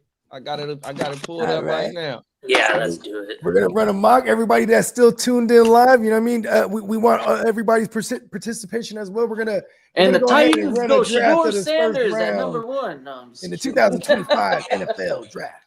Hey, remember we had the Saints trading up to number 1 a couple of shows ago. Mm-hmm. We did some madness. That would be crazy. That one was inspired. Yeah, we by made it happen, Papa Guru, on everything. We had y'all trading up to get Cam. It wasn't Shador though. Yeah. Yeah, we've been doing a mix of shaking it. We did quite a few of these, so we didn't want to make them look exactly the same each time. But there ain't much the Saints could do that would shock me, but that would pretty much shock me. We've seen him trade up and get Ricky Williams before. Shout out to Ricky but Williams. that was when we had Mike Ditka. Shout out to Ricky. Yeah, man, big up. Okay. What y'all want to do? Y'all want to shake it up, or we're going with it. Pick is in. This pick is in, bro. We already know the pick is delivered and sealed. It's just needs to be said. I almost want to go chalk on this one because we might be able to smack through this one quick. 100%. We got Cam Ward off the board. Yeah, and then I'm even willing to just give the Browns Travis Hunter. This has been all the time. Yeah, I think that's a pretty obvious one too. All right. That Giants pick is anyone's, I think, right now. Yeah, what y'all think about this Giants pick right here? Because then I think they trade out. Okay, but now the question is, Lilo, who's trading in, right? So, and everybody, feel free. We got the Giants on the clock. I think the Saints move in. Think the Saints move up. I think the Saints trade with the Giants. To get who? Shador. You want Shador, son. Give No, we're not going up to number 3 to get him. He'll probably be there at 9. 100%. Unless I've been saying this all season, the Raiders. I do feel like if Shador falls, Tom Brady has a he has a correlation there. He has everyone on speed dial. He's been involved in the kid's life for the last probably like. Who's going to be the Jets quarterback, kidder? The Fields. Justin Fields. Yeah. Oh, okay. All right. I forgot. They paid him pretty good too. This is pretty cool for the kid too because he actually we got a rookie quarterback from last year who's got some decent talent. He was injured the whole season. He was on the PUP list more or less. He didn't get any field action. But this season, he's going to be healthy enough to play. He led FSU to undefeated season. He's a little bit older, but that's fine. Because I've been really big on Garrett Wilson the last 2 years, and he's never quite. He's reuniting with his guy from Ohio. So yeah, you know what I mean? Justin Fields and Gary Wilson is one of the best route runners in the league. I just don't know if Justin Fields is a good enough passer that's going to really get Garrett Wilson to the kind of level I think he could get to if he had the right quarterback. Garrett Wilson and Justin Fields do have some sort of chemistry, and Justin Fields, if he can clear his mental state on the field and not feel so overwhelmed, I think might not got it between the ears. He's got every. I'm right here, bro. I went big on him. The last 2 years, I went big on him. He wasn't bad, but he a little bit of a disappointment. He had he played for Ohio State. He ran a high powered offense. He aired it out. I think he had like his last year in college. He had the best touchdown to interception ratio in the league. It's not like he can't throw the ball efficiently. He's never had no time in Chicago. It's just. And every year he had a different general manager, or head coach or somebody. Like there's this a whole new system that he has to learn every year. So I'm not afraid of him jumping into the Jets and knowing how to learn a system at this point. He's a solid 4 years into the league, and every year he's had a different offense, and I think he can really set the tone for the Jets to begin this rebuild. And if it ain't him as the future quarterback, then at least we're getting a guy that's not gonna really be like bad, I guess. We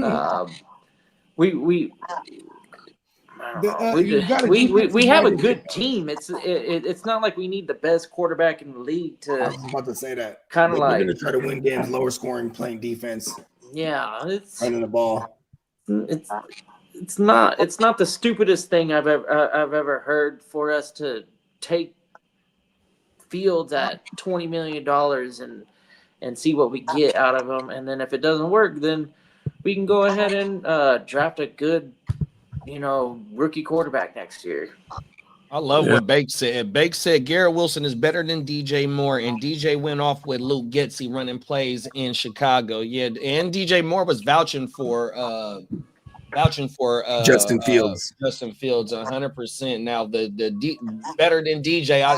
DJ has posted. DJ is number one wide receiver in this league for sure too.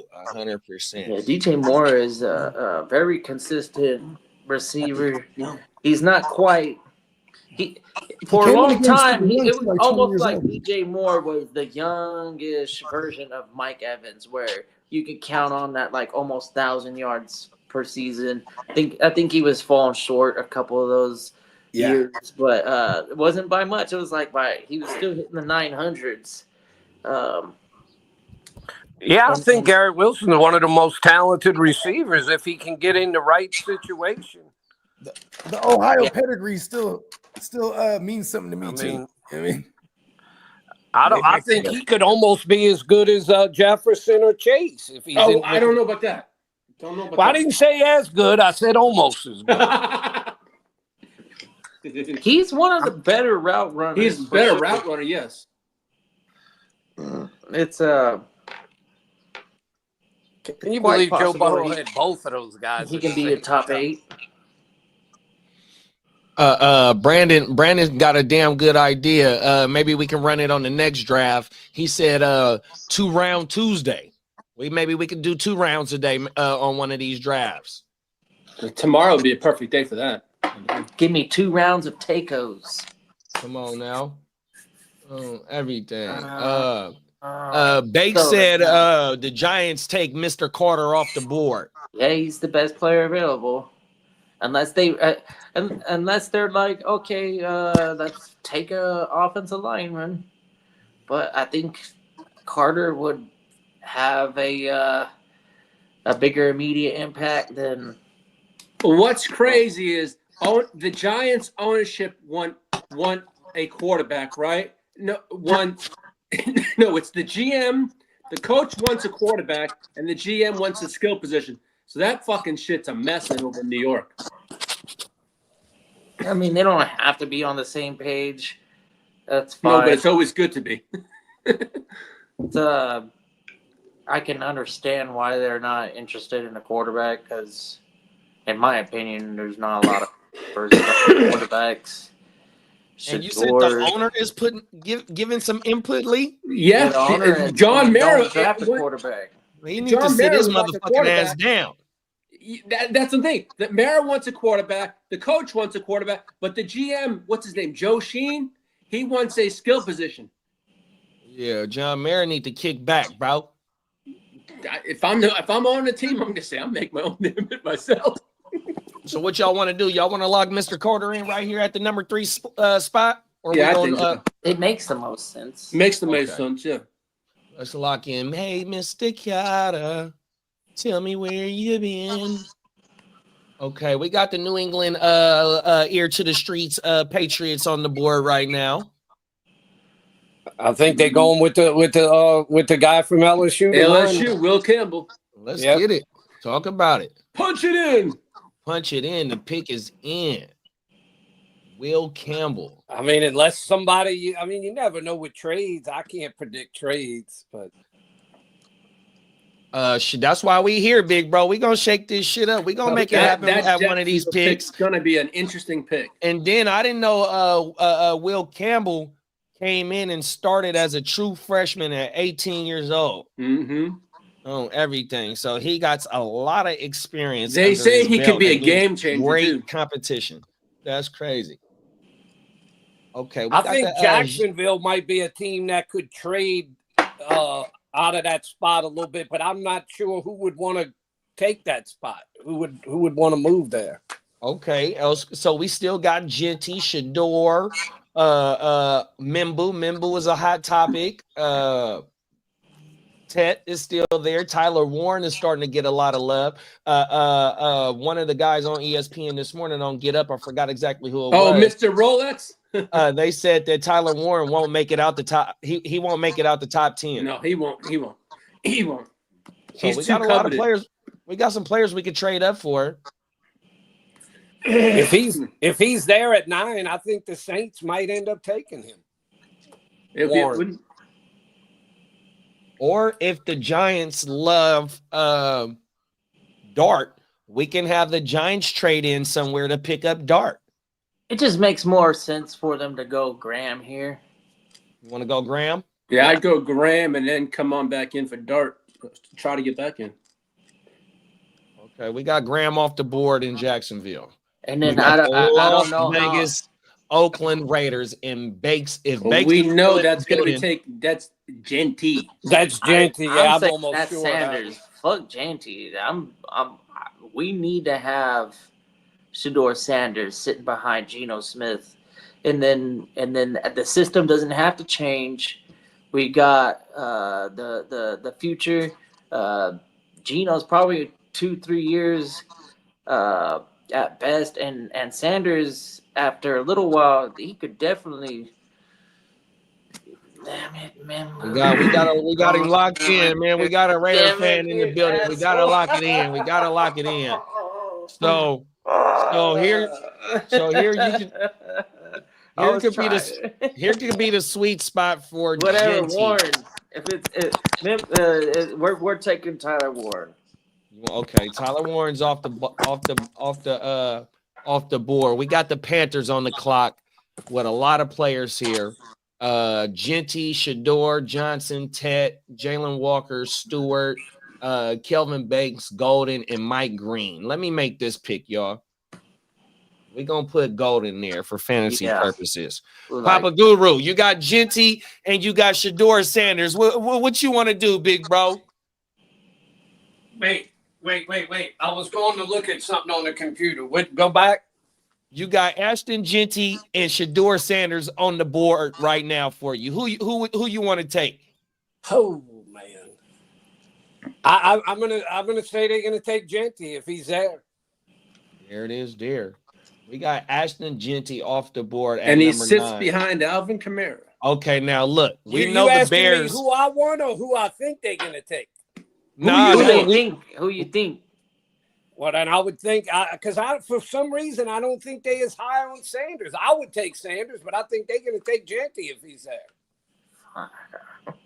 There it is. There we got. Hold on, wait. Was Warren still there?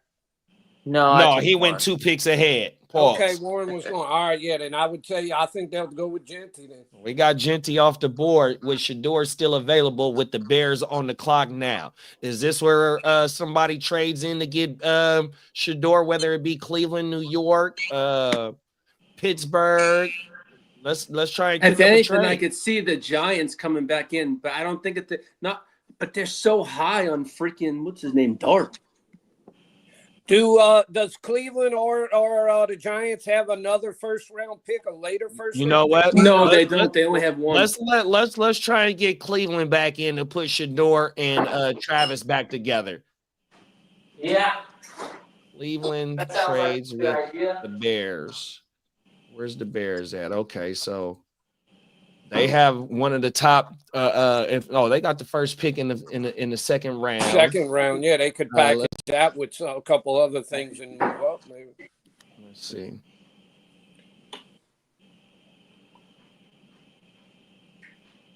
There it is. There, I might have gave up too much, but we got it. Shador Sanders is off the board to Cleveland.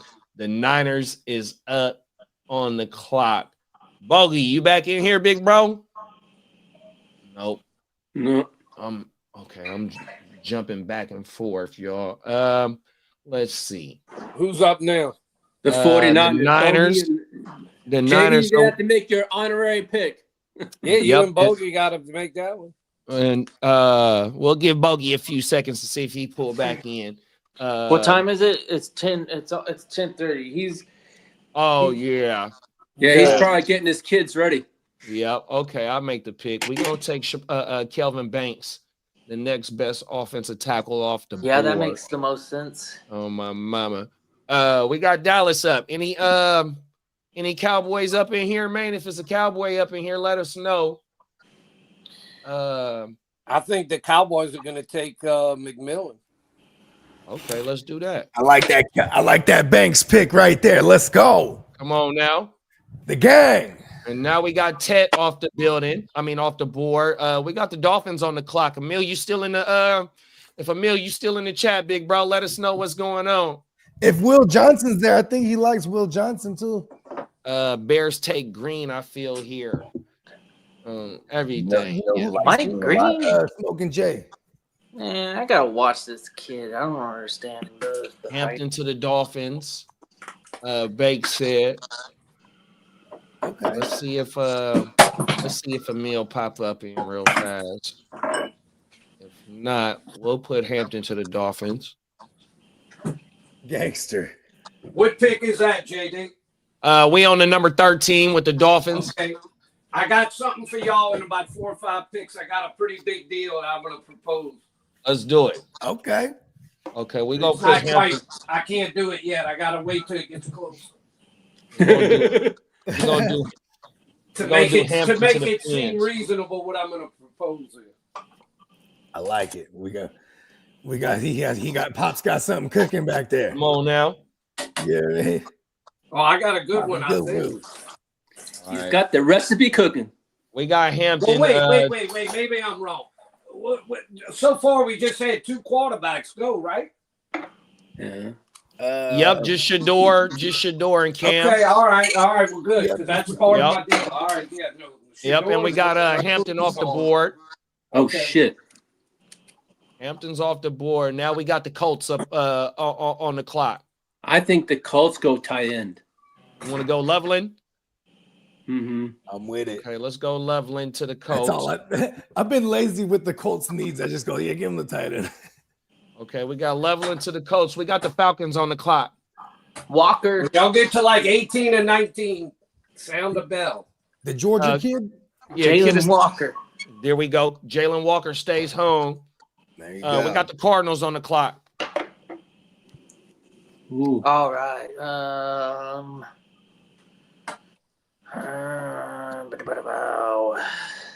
They have been connected They to need the to- Ohio kid. Double E? Bugway or whatever the fuck. Mhm. Double E. Mbuke? The Books. In Books? The Books. Yeah, that makes sense. That's who I was. Okay, Cardinals. He's picking already the best receiver they have on that team now. They take they take back-to-back Ohio State wide receivers in Let's the first go. round. Now we got the Bengals on the clock. The Bengals. Ooh. What pick are they? They are 17, and Bake Okay. said Mike Green to Cincinnati. I like that too. Because they Let's need lock it pass in. rusher opposite of Trey Hendrickson. They might even trade away Trey Hendrickson. So Let's lock it in. Now we got Seattle on the clock. they kind of they need O-line, but then they also can get another weapon here. Give me a second. I'm gonna step out for a few. Yeah. What y'all think? What's that other? They have another good receiver that they could get right there, huh? What's that I one? mean, I'm Who's it thinking? going to be? Burden?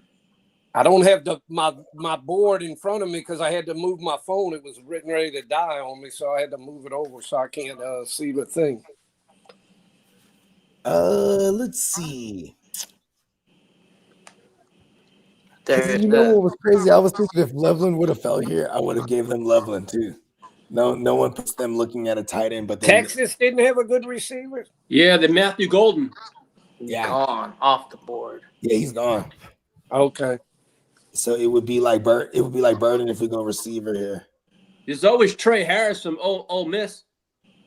I mean, with the news that they're shopping around both their running backs. You know what I mean? I wouldn't doubt it, but They need they still have need Travis offensive Snyder. linemen. He's been their GM for the last 15 years now. Like, you know what I mean? I outside of take the Simmons, him go first round running back.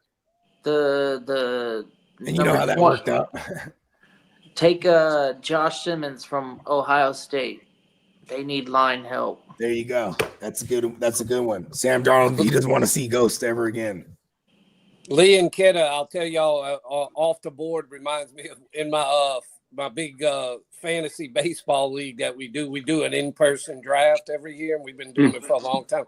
It's a 12-team league. We draft 408 guys. Mm-hmm. And it's hard to keep up as you get later and later. And I keep wanting to draft a guy. Oh, he's been taken. He's off the board. Yeah. I'm like, okay, I'll keep naming them until I get to somebody that's still. I remember doing those fantasy baseball drafts in Maine. Those are some fun ones. Live personal drafts were fun. Yeah, I should have gotten in that thing with y'all, but the baseball, man, it takes a lot of my. I check that stuff every day. You got to really keep on top of it. Yeah, and waivers are at 2:00 in the morning my time. I go to bed at 9 and wake up at 1:30. Well, to see the thing, the league that I'm in, I kind of like it because you have a big draft, but during the season you can only make 6 moves.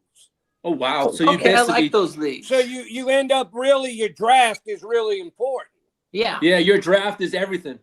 Yeah, Right. I like those leagues. Yeah, I kind of like a league with limited moves. I find some of these. Yeah, leagues, because nobody got time for that bullshit every day. Yeah, man. it's like people end up with a totally different team. It's like I don't like that. That's why I'm a best ball champion. Talk about it, big bro. Talk that shit. I just fucking draft the bitch and forget about it. And then all of a sudden, you said it on the lineman. You going Simpson? Which one? Who? Are we going Simmons, Kidda? Is that who you yeah, Ohio. Okay. Let's go, Josh Simmons off the board. We got the Bucks on the clock, y'all. Okay, what are the Bucks? 19? Yes, sir. Yeah. And who's after the Bucks? Broncos and then the Steelers. Okay. Man, the Bucks. Well, I don't know if you want to put it here or the next one. I guess I'm gonna. It's all on you, big bro. Go ahead. Let us know what we're doing. Well, what I'm proposing is the Saints are gonna. I don't know what they're gonna give up, but they're gonna work out a package and they're gonna move into either the number 19 or 20 spot, jump the Steelers and take Dart. Okay, I can see that happening, Papa Guru. We about to do it right now. The Steelers are thinking, oh, he's falling to us. We're going to get Dart at 21. And the Saints are going to say, no, you're not. We're going to make our move and we're going to jump in front of you. There it is. Because I don't know if y'all remember the year when Patrick Mahomes was drafted. They claimed the Saints were ready to draft him, and the Chiefs moved into the spot right in front of the Saints. Yep. And got him. What was Facts. I've heard that before my damn self. And look what happened. Sean Payton swears that was what they were going to do. But I mean, Sean Payton did. He was at all the pro days for Patrick Mahomes, and they did bring him in for multiple visits. So it was a thing. yeah. There go to Trey right there on the board. We gave the Bucks the 40th pick of this year and a 26th first and a 26th second in order to receive the 19th pick. And who did the Saints take at the 19th pick, big bro? Dart.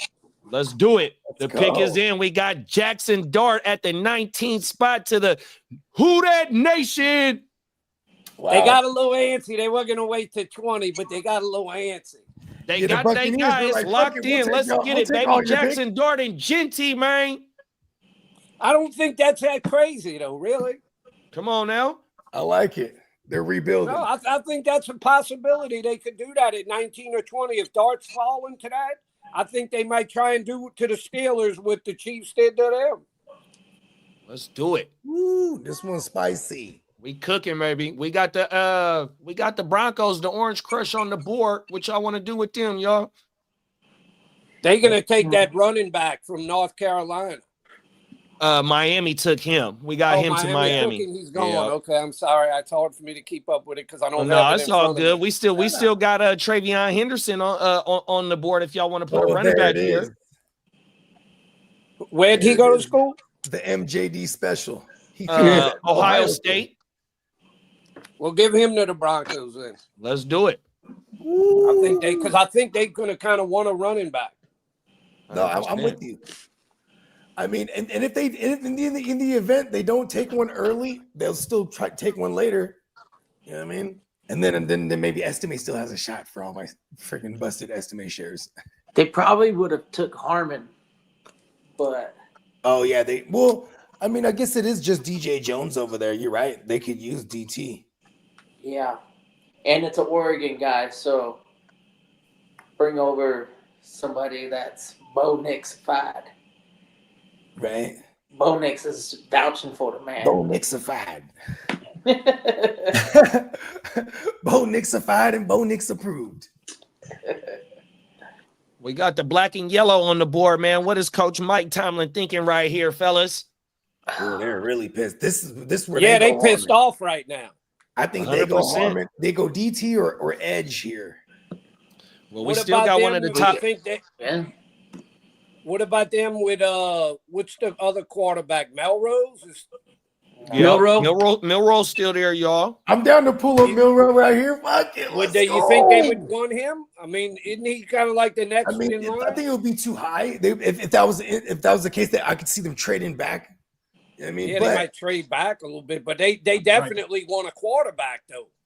We got a lot of quarterbacks that can be dark. Not Casey Hayward. What's his name? Cam Hayward. He's getting old. Yeah, they're knowing them. They might trade back right there. I don't know who would want something at 21, but I would think the Steelers might figure, well, we're going to get our quarterback. If we can get somebody that's interested, we'll trade back 5-10 spots and still get our quarterback. I don't know. There's a lot of good players on that board right now. Well, I understand that, but I think the Steelers are pretty much, they got to take a quarter. The Steelers don't even have a second-round pick. Yeah, it's true. So they stuck. They got to get a quarterback. No. Let's do this. More reason not to wait till the third round to trade up here. Huh? Let's get the Eagles to trade up and let's go. They want to go and get a Malachi. Okay. Yeah. The Eagles come up and take Malachi. Yeah, and then the Steelers we could target Milroe there. At 32. We got the two Pennsylvania teams cooking up a deal right now. We got the 21st Is Milroe to 32nd. Considered the number 3 quarterback? I mean, the number 4 quarterback? Yeah, I think so. His class isn't really 4 first rounders. I mean, you sometimes. Oh shit! How the fuck did they? Here's how they draft. Most organizations draft this way too. They don't draft by need when it gets to the first round. They draft by best player available. So if the best player available is a quarterback, then they're going to take the quarterback. But if it isn't a quarterback, they're not afraid to take a player that they already are in a position of strength, because strength is in numbers. And when it comes to first rounders, most of the time these are blue chip draft options. You can't miss on your first round pick. The Eagles about to trade up and go get a blue chip. By just saying, hey. So what happened on the trade was I made the trade go through, but it gave us Will Johnson. I don't know how in the fuck that shit happened. Will Johnson? Yeah, it gave him Will Johnson. He was the best player available. Like I said, I was like, most of the time in the first round, we're not taking position of need. We're taking best player available. That's what we did in the first 3 picks. You know, we took Abdul Carter early. We took Travis Hunter early, even though that, you know, arguably the teams needed other positions. That's still not bad for the Eagles right there. Yeah. Will Johnson is Quinyon Mitchell is the top cornerback in this draft, right? maybe it's a weak cornerback class, but he's the best cornerback in this group, supposedly. That's the Michigan guy? Yeah. Yeah. Yeah, man, I'd be surprised if he lasts that long.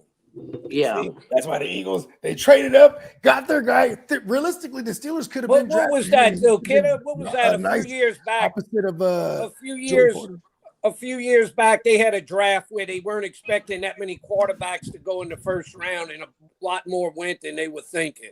Was that 22? It may have been. I don't know. I think know it there may was have a few years ago where it seemed like there was a 22 lot was of just Kenny quarterbacks Pickett. that got taken in the first round. I know the Trevor Lawrence class was fat on quarterbacks, and that was to be expected. But the other big quarterback draft would have been last 21. year. 2024. Yeah. And then maybe 21. What was that? 21 was a huge class. That was Herbert's class. No, Herbert's was the 20. Herbert's was the 20 where we got Joe Burrow, Herbert, Tua, Jalen Hurts later on. 6 quarterbacks. Hurts was a third rounder? Hurts was a second rounder. Second round? Second round, and then in 21, that's when you had the Lawrence and all of them, Mac Jones. Didn't they have a lot of quarterbacks the year Wilson. Lamar Jackson came out? Autumn. The 21 was the funniest, though. They all buzzing. Oh, Justin Fields got a gig right now. No, it's not just Lawrence. Yeah. Look at that. Look at Justin Fields. Yeah. Yeah, it's a Who's the guy y'all messed up on, Bogey? Y'all went all big on him, and he didn't ever Trey do Lance. anything. Trey Lance. Yeah. Y'all gave up a lot first for round him. picks. Yeah. And it's crazy because we were still able to win in spite of him because that was the whole thing is we were trying to trade up to get a kid for the future.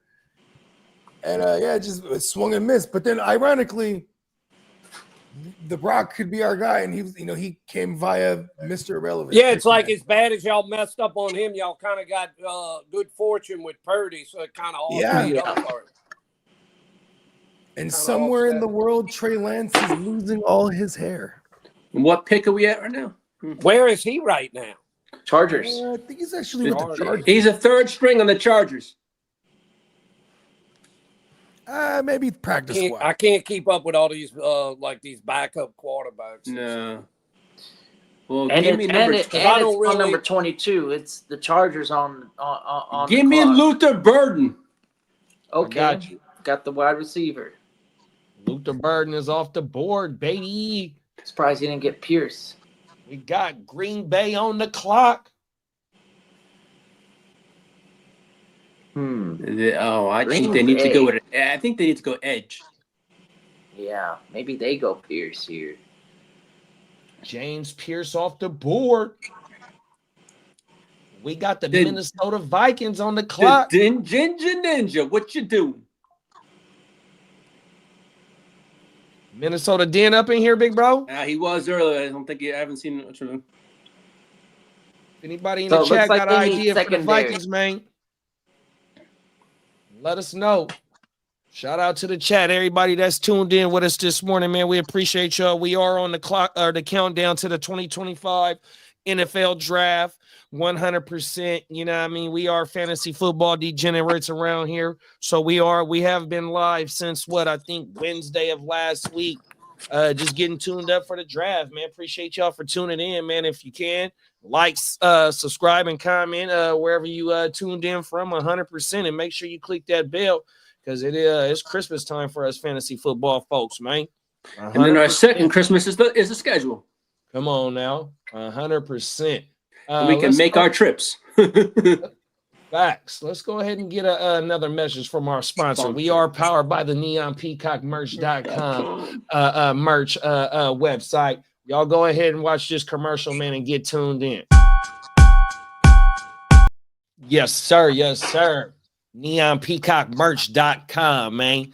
All you got to do is slide over to the website, enter your email address, get locked in to where you can get the updates of when new stuff is dropping, when sales is dropping. 100% slide through, get all the latest and flyest drip of any of your fantasy football players, any of your favorite football teams, anything that you want to get cooked up. Big Brother gonna make it happen 100%, man. And Banks said that Minnesota takes Malachi Starks. Nice pick. Malachi's off the board. Boom. We got the Houston motherfucking Texans 7-1-3. Stand the fuck up 100%. Peacock, if you in the building, let us know what H-Town does, man. The home of the drip. You know what I mean? 100%. Yes, sir. Let's see who's still on the board. We got they needs is tackle, guard, center, wide receiver, and DT. Let's go to the best OT. We still got Conley. Oh, Tyler Booker, locked in. Already know what my dog talking about. 100%. Now we got the Rams on the board right here, y'all. I mean, the Rams on the clock. We got the Rams on the clock, and then the Ravens after them. Rams need linebacker. Oh, yeah. We're going to put Jahad with them. Bang, Jahad Campbell. Now we got the Ravens on the clock, and we still got Nick Imawari. We still got Walter Nolan, Shamar Stewart, Derek Harmon, Jade Barron. Don't put Jade Barron with them. Let me look in the chat. Let's put what they need. Don't they need a receiver?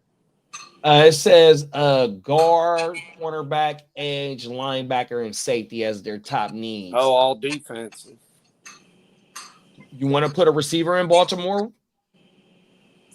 I don't know. It seems like they can always use another receiver. I forgot who they have last year. Zay Flowers, Rashad Bateman came on in a few games. Who else? Oh, no, was Odell there last year? Yeah, I think Odell was there last year. Yeah, he was there. And all they added was DeAndre Hopkins as of right now. So I mean, right. And we still got Trey Harris, Jalen Noel, Jalen Royals, and Jaden Higgins still on the board for the top 4 wide receivers left. They drafted a receiver last year too.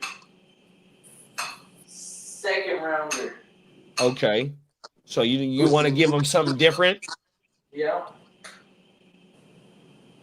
We still got Stewart, Harmon, Barron, Williams, Michael Williams, Nick Imawari, and Walter Nolan, and Gray Zabel, which they definitely need a offensive guard.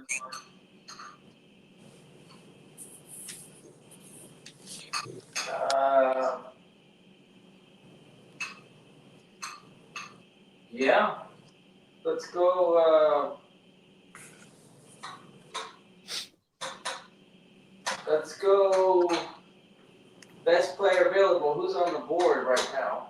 Shamar Stewart, the pass rusher from A&M. Okay. I like that. All right. Y'all do those big dynasty leagues where y'all draft a lot of defensive guys too, right? Yep. 50. When you do that, you got to kind of keep up with everything.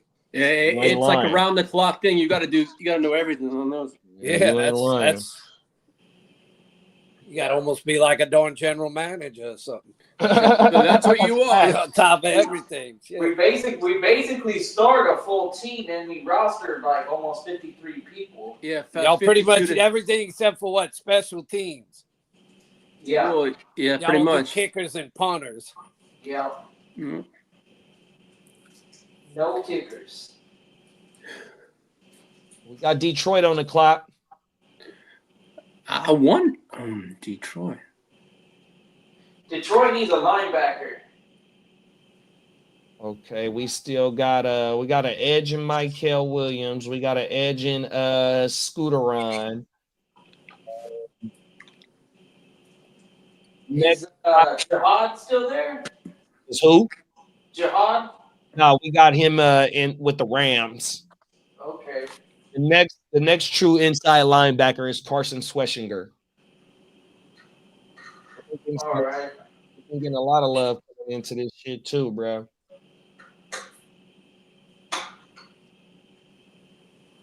Walter Nolan with them. They got they need edge, guard, corner, safety, and wide receiver. We still got Jade Barron on the board for him. Oh, yeah, that's a good one. Here we go. Here we got Jade. Barron on that defense, like it. Now we got the Commandos on the clock. Commandos need an edge, a corner, safety, linebacker, and wide receiver. Give them a wide receiver. Let's go wide receiver. How about I don't think he'd go. What is this, like the 31st pick of 30?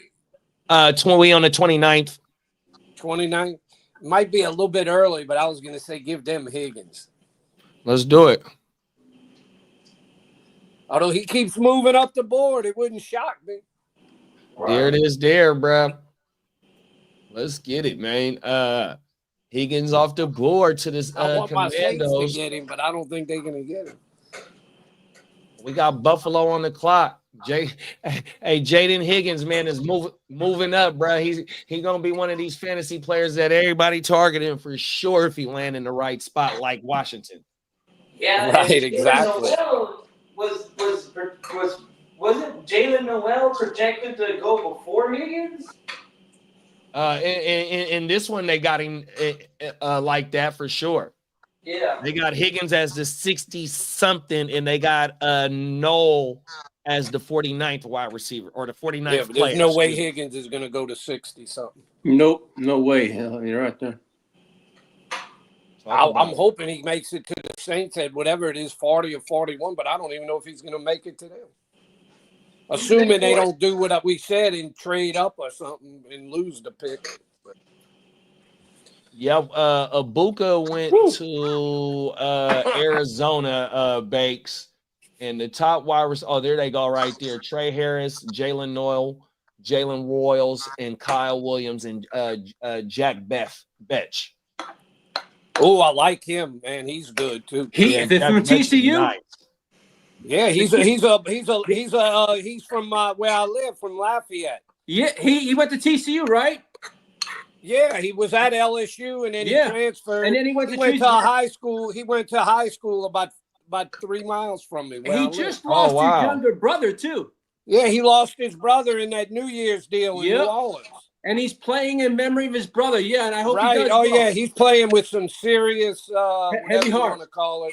I hope he does, and I hope someone picks him up. He's a damn good player. Oh yeah, he's gonna get drafted for sure. He's the kind of guy that just nasty. makes big plays at big. I've seen him a bunch of times here at TCU because I'm about 15 minutes from the stadium. They said he really balled out in the senior. Yeah, he did. He really did. Yeah, he definitely gonna get drafted. That's for sure. I think he might go in the second round. I don't know where they have him projected at. So we've been hearing a lot of stuff out of Buffalo with the James Cook shit. I kind of like Caleb Johnson here. Let's do it. It gives them a different dynamic of a running game.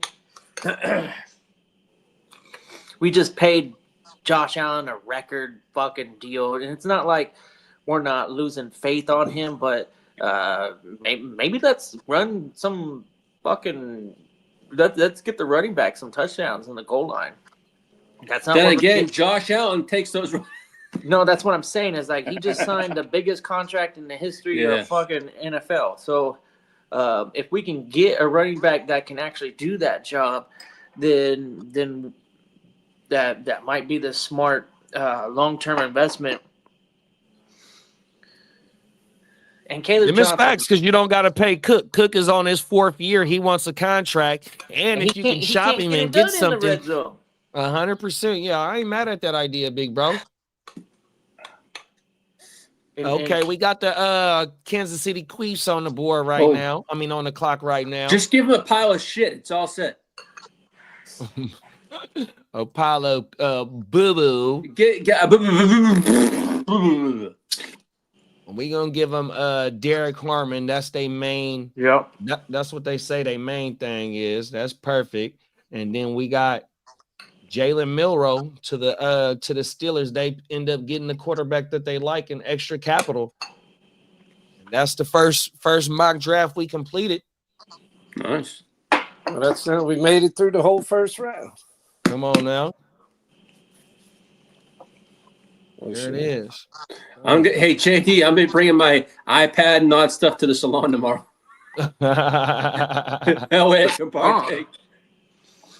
Isaiah Bond. Yeah, that would have been a good one, too. Well, he's going to drop because of his issues, too. So. Equivalent to a pile of doo-doo. Was that what it is? Right. Let me pull back up that draft thing.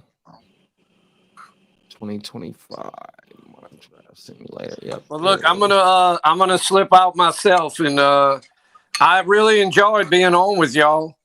Man, we appreciate you for pulling up. I hope I brought a little something to the show, but I'll be glad to come back at some time whenever y'all want. If you want, pop on Thursday night and you can call the Saints pick with Spencer.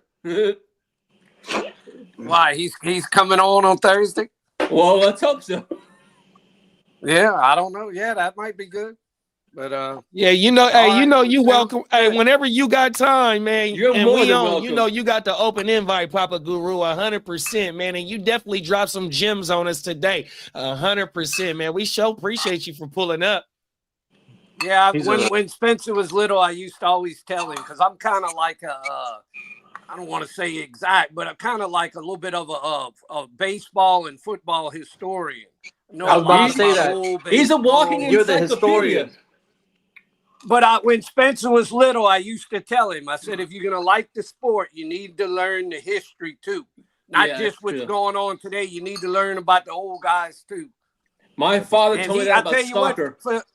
For Spencer's age, he knows some old stuff pretty good. He's pretty good knowledge on the old stuff. Them is facts, 100%. You definitely got to know the history of the game. Yeah, I really enjoyed it. Bogey, 100%. I guess had to go do something. But all right, well, y'all have a good one, and I'll be in touch. Yeah, have a good one, big bro. Take care of yourself, my friend. Who that? All right. Who that said they gonna beat them Saints? Papa Guru in the building, Who y'all. That? 100%. Look at him sitting. Bake said, I just imagine Papa Guru looks like Papa Smurf with the beard. Yeah, we done ran through our first one 100%. I'm gonna go run in the house real fast and see if I can put together something like what Kid is doing. I'll be right back, y'all. Yeah, good. I got double spice on mine, so I got the ramen. I get the Buldak. It's like a Korean brand, and the noodles come out real nice. And they got I get the carbonara one. So they got a seasoning packet that's like cheesy, like whatever the fuck. It thickens out the sauce, and then it comes with a packet of hot sauce. But my girlfriend, she loves these, but she doesn't like the hot sauce. So I've got a refrigerator full of the hot sauces. Whenever she makes hers, she takes the hot sauce and puts it into the refrigerator. So this time I doubled up on it. And boy, it's pretty good. It's pretty spicy. Nothing that I can't handle, but doubling up on the spicy definitely has an immediate effect. You're like, oh shit, yeah, this is definitely on a different level. It's good though. It's much better than your generic cup of noodles or the top ramen, or what's the other one, the Maruchan ramen. This one the noodles come out much better. I'm talking to Papa Guru with all his knowledge. I feel like I would have to watch 200 hours of ESPN Classic to know what he's talking about. Yeah, especially when he's going back to 1960s. I don't, I don't fuck with that. So all the names that he was talking about, I was like, I had never heard of them. I won't lie, I had to Google some. Yeah. ESPN Classic was cool. My favorite thing on the ESPN Classic was when they showed the home run derbies. Back then, back in those days, home run derbies wasn't like an all-star. No. Yeah, it was like an actual like an event.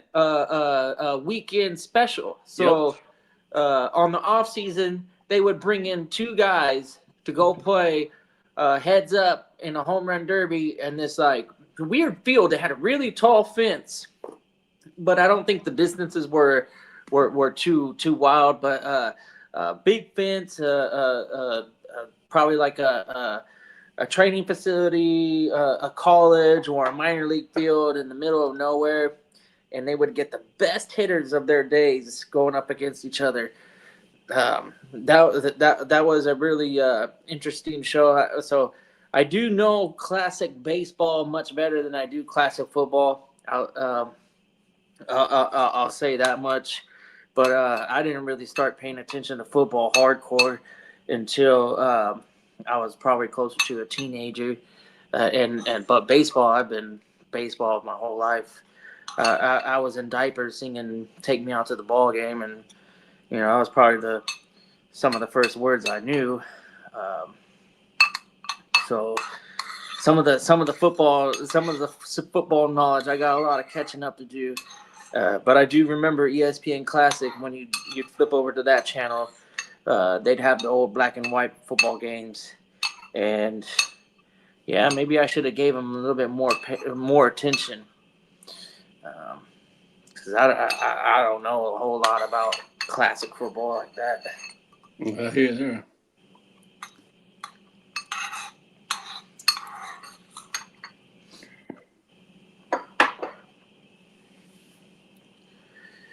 In those days, it was definitely a running game. It's definitely run the football, and passing was a weapon, but you really ran the ball in the old days. So it's, like, what do we call that? Hard-nosed football, where you got I formations and wheel routes maybe, but really you're running the ball, and the running back in the old days was your playmaker. You had a couple receivers in the league, but okay, my bad. Got all the kids out to school now. Success. It's almost like watching old school football. It's like, yeah, it's like 7 times out of 10 they're gonna be running the ball for sure. Yeah, and like they would never go for it on fourth. No, yeah, ever. It would literally have to be the Super Bowl, and you're down there in enemy territory, and you have to go for it all. That'd be the only instances. You know what I mean? Maybe at the end of the season when you needed to win a game that bad, and you're like, all right, but this is our only chance. We can't kick the ball back. You know what I mean? Like, otherwise, you would never see them do it. Yeah. I'd say the tide with that started to change. Like, I'd say 2018. Well, you had teams starting to have we call it the West Coast offense for a reason. So the West Coast offense, I think, was the Raiders, and they started. Well, this I think it's like early '80s, late '70s when the passing game started. 49ers. Bill Walsh. He's basically where the West Coast offense. West Coast offense, Niners. Okay, yeah. Yeah, I knew. Eric Coryell, that's an old Chargers coach. He schemed it up for white boy wide receiver and Fouts. They threw the ball a lot. Mm-hmm. What's going on over there? Just ramen. I was telling him about Bodak. Nice. I fuck with Bodak. Yeah. We have a bunch of those. My kids got into that shit because they're into like Korean everything. You know what I mean? Mm-hmm. So like they but yeah, we'll go to the market and they'll buy like a bunch of the bowls and shit. Yep. Yeah, and you just dope it up. Like, oh, I had cheese and eggs and shit. Yep. It's good. Yeah, it's fire. Especially when you don't have anything to eat and you're like, okay, I need to go to real quick, couple minutes, we're in there. Yep. Yeah. Yeah, I like their noodles. Noodles is good. Mm-hmm. Okay, so what I forgot I just jumped into y'all conversation. What was y'all on? You guys want some old Oh, I was giving props to Papa Guru saying that I'd have to watch like 300 hours of ESPN Classic to know half of what he's talking about. Yeah. You know what's pretty cool? We have access to stuff like that now, though, because they have. I wonder how far they archive stuff. Oh, it goes back way back. Yeah, right. No, I'm talking about like what's accessible to us when you have like ESPN Plus and stuff like that. You know what I mean? Oh, yeah. I don't know. It's ESPN Classic. I remember that was when that was a new thing, when I was a new channel, and I was telling the chat the show. I was like, I used to watch the shit out of ESPN Classic, but I would really tune in when it was baseball, and they did this thing almost on the daily where they would recap like the old school home run derbies. And back then, the home run derbies wasn't like an all-star classic type of event. It was a legit like off season. Take two players, bring them in.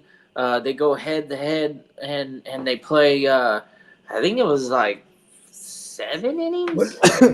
When you So you played the innings and you got 3 outs per inning, and so this home run derby back in the day used to be like an actual like a scrimmage game, or not a scrimmage, like a exhibition. We'll call it an exhibition.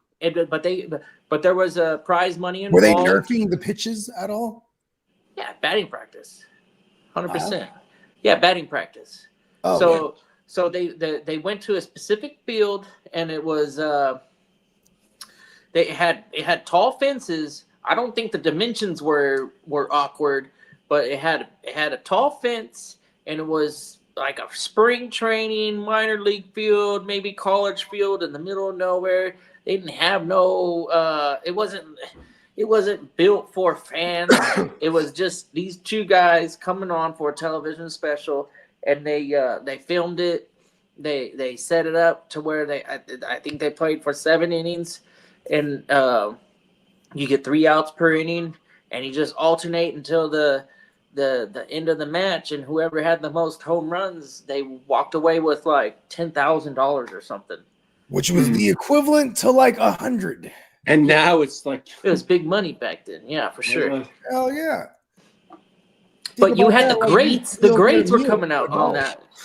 It wasn't like a bunch of no names entering in the home run derby. It was like all the best players that you would want to see, like Mickey Mantle, Joe DiMaggio, How long was Mickey Mantle after the great Bambino?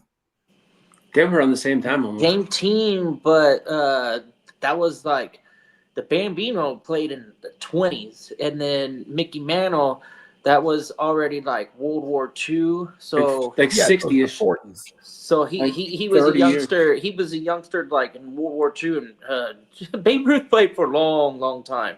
Remember, he was a coach and a player for the Braves. He was a coach. He was anywhere else outside of New York? Yeah, Boston, New York, and then not the Boston Braves, but I think they were already in Atlanta. Yeah, maybe they were still in Boston, but he played for the Red Sox, the Yankees, and the Braves. And at the end of his career, he was a player coach. He was DHing and coaching. Cool. Was that before DH was the thing? Yeah. No. Okay. No, the DH was. Well, I guess it's only in recent history that they actually like DHs get paid their own, like they have their own little category now. You know? That's a new thing. DH that's for both leagues is a new thing. That's The probably National League up until what 5 years ago was always pitchers hit. 2020. And now it's about 3 years ago they And went to the universal DH. Yeah, American League. Maybe I am wrong, Lee, but American League DH.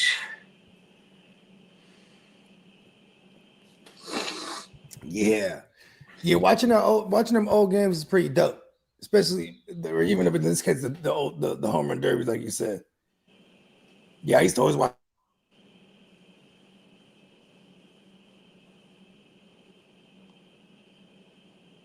Shit. All right, the designated hitter started in 1973. Yeah, in the I see National it right League. there. And in 2022 came universal. Yeah, 73.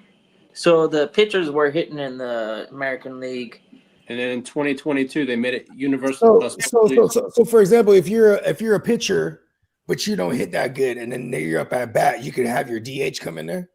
No. How does it work? No, Like, you gotta. Usually you bunt. It's not a max strikeout, pretty much. Yeah.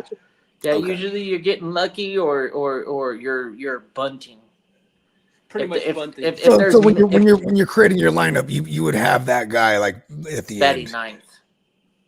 They would typically bat ninth, and then the savvy move became bat up eighth, so you can get a man on for your leadoff hitter to set the tone or set it up for your third and fourth hitter, and sometimes second hitters are usually on base guys. So if you could get ducks on the pond for the person hitting third in your lineup, that was an advantage. But now since we have universal DH, there's less strategy when it comes to the 8 and 9 hole. How much game time does a DH have? Is there people that are just a DH? Mm-hmm. Full-time hitter, that's what it means. So you're not playing the outfield, you're just hitting. Cool. Just for the game, typically, but like a Shohei Ohtani, he's a DH. He ain't gonna play outfield. He did play a little bit of outfield for the Angels, but with the Dodgers, they're not trotting out. Fucking around. They're like, we got outfielders for that. Another full-time DH would be Giancarlo Stanton, but he's been injured probably most of his seasons for the last 5 years. But he has some of the highest exit velocities in all of baseball, so you do want to get him in your lineup. It's just his batting average might not be ideal, but he can still hit for power, really hit the ball hard. That's the thing. It's like he hits the ball harder than anybody I've ever seen. His exit velocity is sick. Not named Barry Bonds. He's up there with like a lot, because Barry Bonds was not only Barry Bonds, he also had steroids too. So it's like, yeah, this guy he's a California kid. He hits the ball so fucking hard. Big damn. You could be anywhere in the stadium, and if he barrels up a ball, then you're gonna hear it. Sometimes you'll go watch a baseball game, and you won't hear the ball hit the bat if you're far away from home plate. But Giancarlo Stanton, you could be in upper deck right field, and then if he gets a hold of it, it's like crack. You can hear it. That's how hard he hits the ball. He can literally hit the cover off the ball. Where's this kid from? I think he's from Los Angeles area, but he plays for the Yankees at the moment. He's not playing. He's hurt. And it was a pretty severe injury where they were talking maybe he doesn't come back and maybe he should retire or whatever. But some shoulder he has elbow problems right now, and then he has hip problems. He has all sorts of back All that problems. torque he uses. Yeah, he has a level swing. He doesn't really have an uppercut swing. He hits the ball on a line. So when you see some of these balls get out, some of these home runs that he hits, is he swinging that beaker ball? That beaker bat? Oh, the torpedo bat. The torpedo bat. In the playoffs last year, he was one of the first guys to get that torpedo bat, and since he did so well with it, the rest of the Yankees squad experimented with it. They practiced with it. They put it into the game this year, and they started hitting home runs too. But yeah, Giancarlo Stanton, if I'm like 99% sure he was one of the first guys to start using these torpedo bats, and he's a revolutionary. Well, you know, some guys are willing to try. You know, if their bat maker comes out and said, "Hey, we want you to try this," they'll be excited to try it, and then you got other guys that are like very, you know, yeah, just like, oh, he's using steroids, I got it too. Well, you're using that bat, so am I. Like King Griffey Jr.'s bat was a very standard turn bat for decades. The 271 turn, that was King Griffey Jr.'s turn, and then it was, since Griffey was such a popular hitter and a great hitter, a lot of other players started hitting with the 271, and it was like a staple in lineups. But really, it's not an easy bat to hit. So eventually, the 271 it gets replaced by other turn models that give you a little bit bigger of a barrel. And when you say turn, is that because they spin it when they make those things on a lathe? Huh? So when you get a billet, it comes out like a big block of wood. It's long, right? Yeah. And then the bat maker, they take a chisel and then they spin the piece of wood on a lathe, and then they shape it with a hand tool. And then so bat makers, they've made so many bats. They know designs that players liked. So you had 243s, you had 271s, you had 112s, you had I-13s, and then, you know, if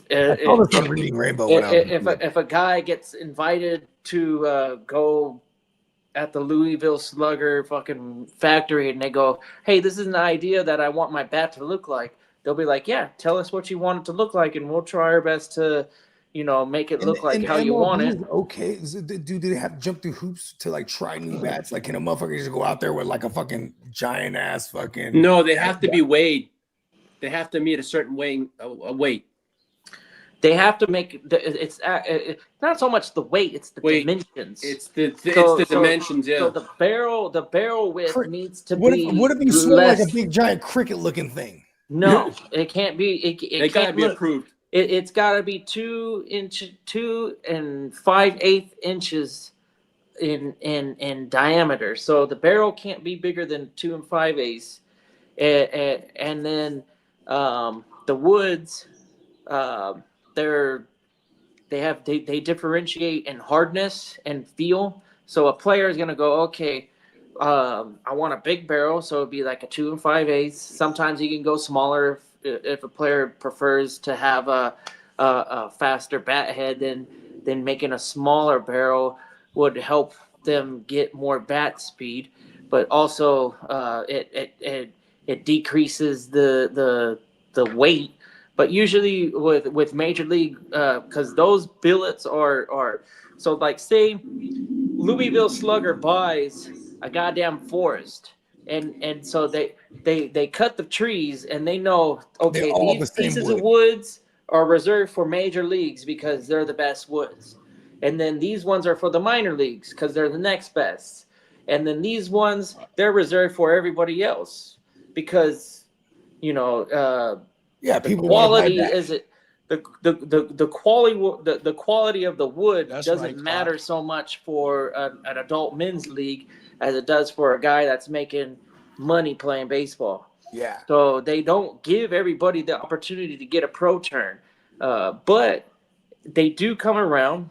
You might have to pay a premium, or oftentimes, how I got a hold of some of these bats is just by knowing people that were in the minor league systems, and they have the opportunity to buy 30 bats a year, and they didn't use all 30 bats, and they got all these bats, and they're like, yeah, I don't need these bats, so here you can have this bat or whatever.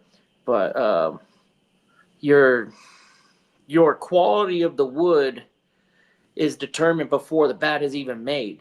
So players can definitely go into any bat manufacturer and then request, hey, I want a bat to look a See certain that, way. Lee? Yeah, I did. I was. Hey, Uncle Jerry's working on some trades. Oh yeah.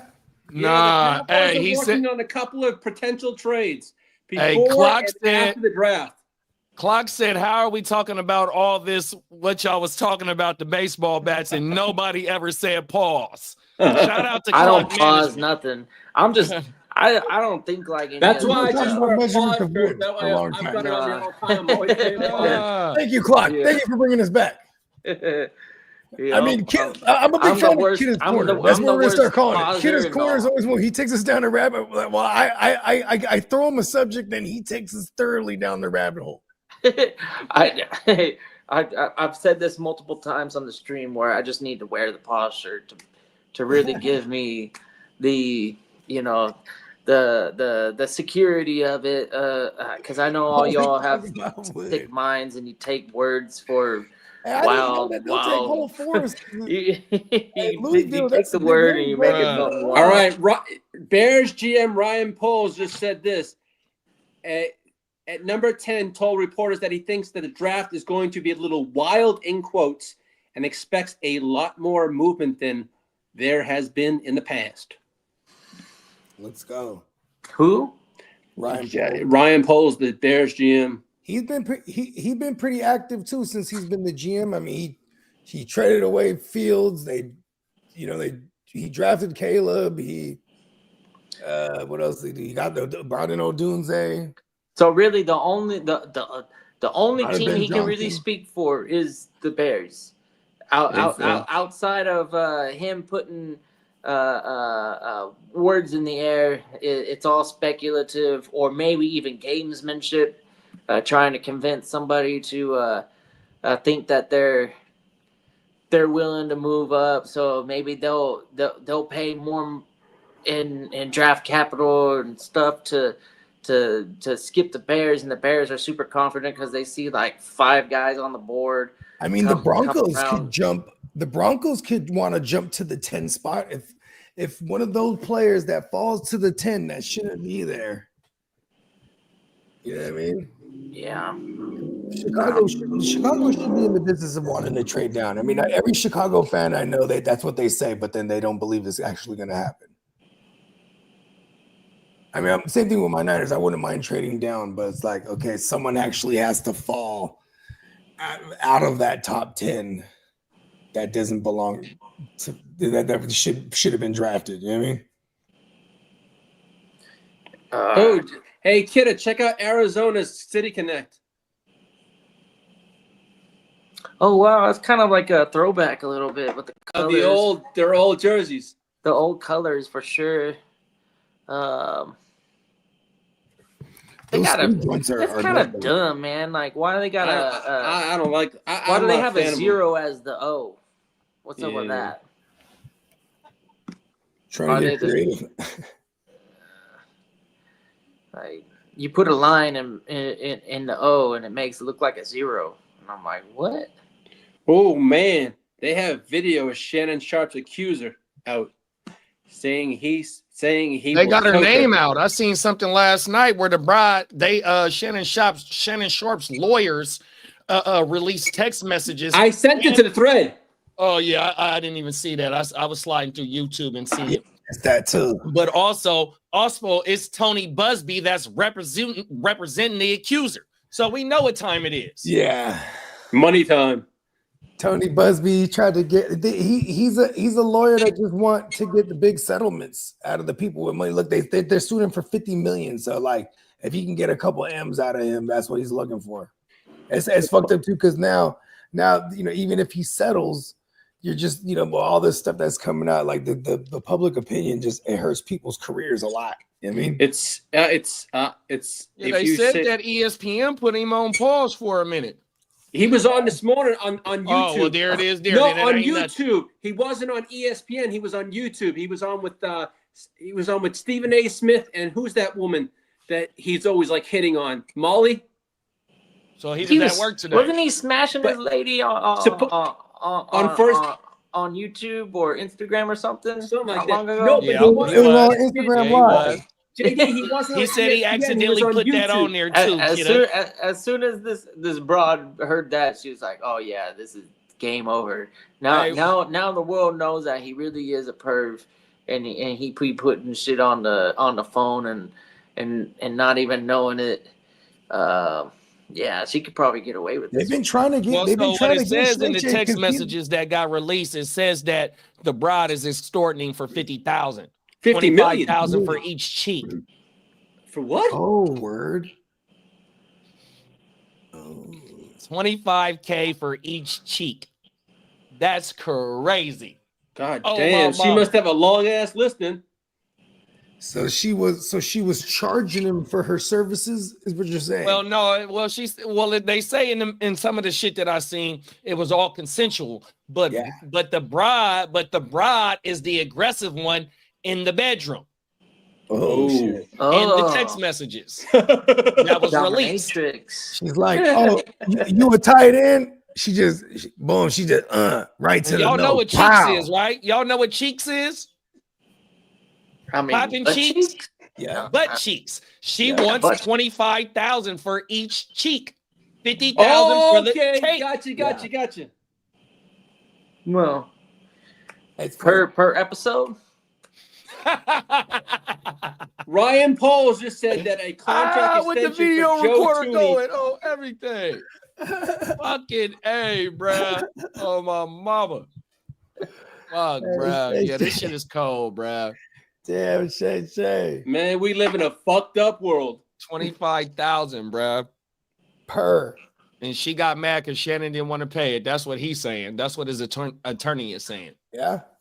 She said, look it. You're going to have to buy me you're going to have to upgrade me. Upgrade the BBL. Yeah. I mean.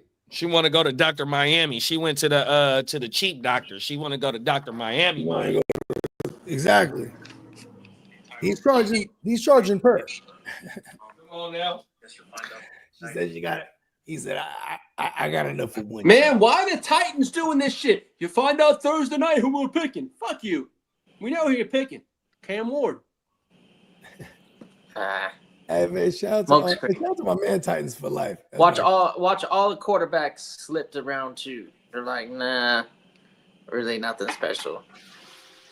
No generational. I think if you look at the Vegas odds, that one is like it's all on board to Tennessee, and they're each not far off when it comes to the number 1 pick overall. Yeah, and it kind of wrecks the kid's spirit too, because he's totally expecting to go to Tennessee with all the that'd be some dickhead shit, huh? Yeah, shit and whatever the fuck. They're like the ultimate gamesmanship. Yeah. Let's convince this loser that he's gonna be the number 1 pick in the draft, and then let him. We're gonna not only bamboozle you, kid, but the entire league.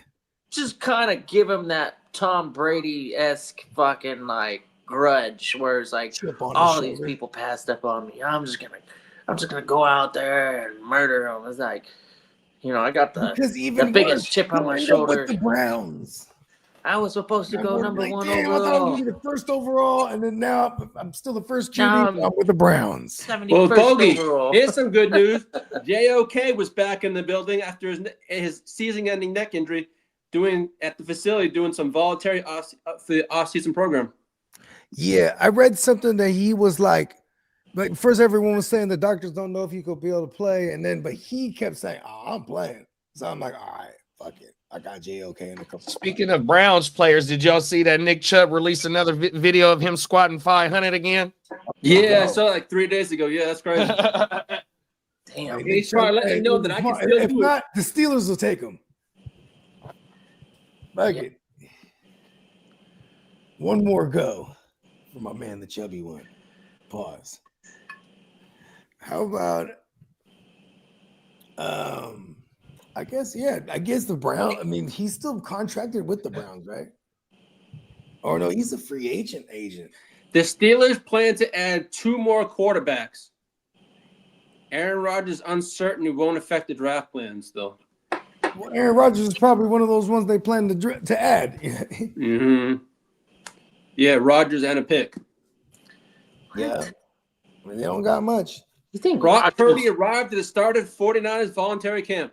Rodgers is gonna retire before he showed up in a Toyota Highlander. In a Highlander. In the EV Highlander. Well, George Bernard Kittle is not there. He just pulls up, starts talking about, the all-wheel drive, this and that. They're like, bro, what are you talking about? He constantly spewing Toyota ads. Come on now. They're getting every bit of money that endorsement. Let's go. I just saw, you guys fucking with Black Mirror? Who? No. Black Mirror? No, I never seen the show. Netflix and shit. They're probably like on season 7 now, but that shit's the shit. But anyway, I watched one of the episodes. It was like this, bro. It's basically the Twilight Zone. It's like a new age Twilight Zone where every episode is different, and it's like futuristic, but it always usually has something to do with technology. So that's the common shit. But so in this one, it's a couple, and like she got old girl got a brain tumor, and the dude's like, and they're like, oh, okay. They're like, we got a procedure, you know what I mean? They'd be like, we can remove that part of the brain, you know what I mean? And download all her consciousness and this and that. And then, put some synthetic tissue in there and then boom, upload her back up. And she's good to go. And then he's like, and then the doctor was saying that, she's like, I'm one, you know what I mean? Like, I'm a survivor of this woo-wop, you know what I mean? But then, you know what I'm saying? He finds out now she going, they get the procedure, she good. But then they find out, oh shit, it's $300 a month. Why? So I thought you said it was some experimental shit, and you know what I mean? You want her to be one of the first. They said, no. It's a subscription a month, you know what I mean? Because you only got so much distance you can go from the server. So like she can only go like within her county, or else she'll just shut down. Go brain dead. You know what I mean? Damn. She'll come back when you bring her back into the vicinity of the radius, right? She got limited Wi-Fi. Yes, exactly, right? And then so he's like, okay, that's cool. We'll just stay within the boundaries, you know what I mean? And then they're living their life, and then every so often, like they be getting busy, right? And then oh yeah, a KY jelly, so phenomenal. You and your partner will love it. And he's like, wow. Because now they run the ads through the bitch. So he's like, hey, and she is not aware of the ads being ran. You know what I mean? And the AI, it'll start talking ads, whatever the situation is. You know what I mean? So like she's a teacher. It makes sense because what's the oldest profession in humanity? Pimping and hoeing. Yeah. So that's gonna be one of the first things you start doing with them bitches. Exactly. Dude. It's like, we holding these girls out. So then he starts. He takes a second job out because now he can't stand these ads though. These ads are like too much. Like she'd be like washing dishes and she's just running an ad for like dishwashing soap. You know? And like, so he's irritated as fuck about this shit. So they go back to the doctor, and the doctor's like, well, we have the next plan, right? The freaking plus. And if you get the plus plan, you know what I mean? You get longer distances, you can travel and this and that, and there's no more ad. And he's like, but it's expensive, you know what I mean? So this fool got 2 jobs. Then he's also doing like, he's on these other websites where like you get paid to do like fuck shit, you know what I mean? So it'd be like, let's get to $90, y'all, and then I'll hit my tongue with a mousetrap, and then boom, amount achieved, and then boom. So he's like on the side doing crazy shit just so he can afford this shit. All in all, it ends up, you know what I mean? He loses his job, and then now they got to bump down to the cheap plan that they had before, and then like so they're just sleeping one day, and then she just running an ad, bruh. And he's like, so he smothers her. What Jerry says, he's working on two pretty substantive trades that could happen before or after. Who's this? Jerry Jones. I love the vagueness of these blurbs this time of year. And watch us get jack shit. That's what I'm saying. I mean, if they want to move up, I'm like, I guess they do need O-line. That would be crazy if they were just smart and they did what they should do. They just start to protect. Trade with us. Huh? Trade with the Jets. We'll move back.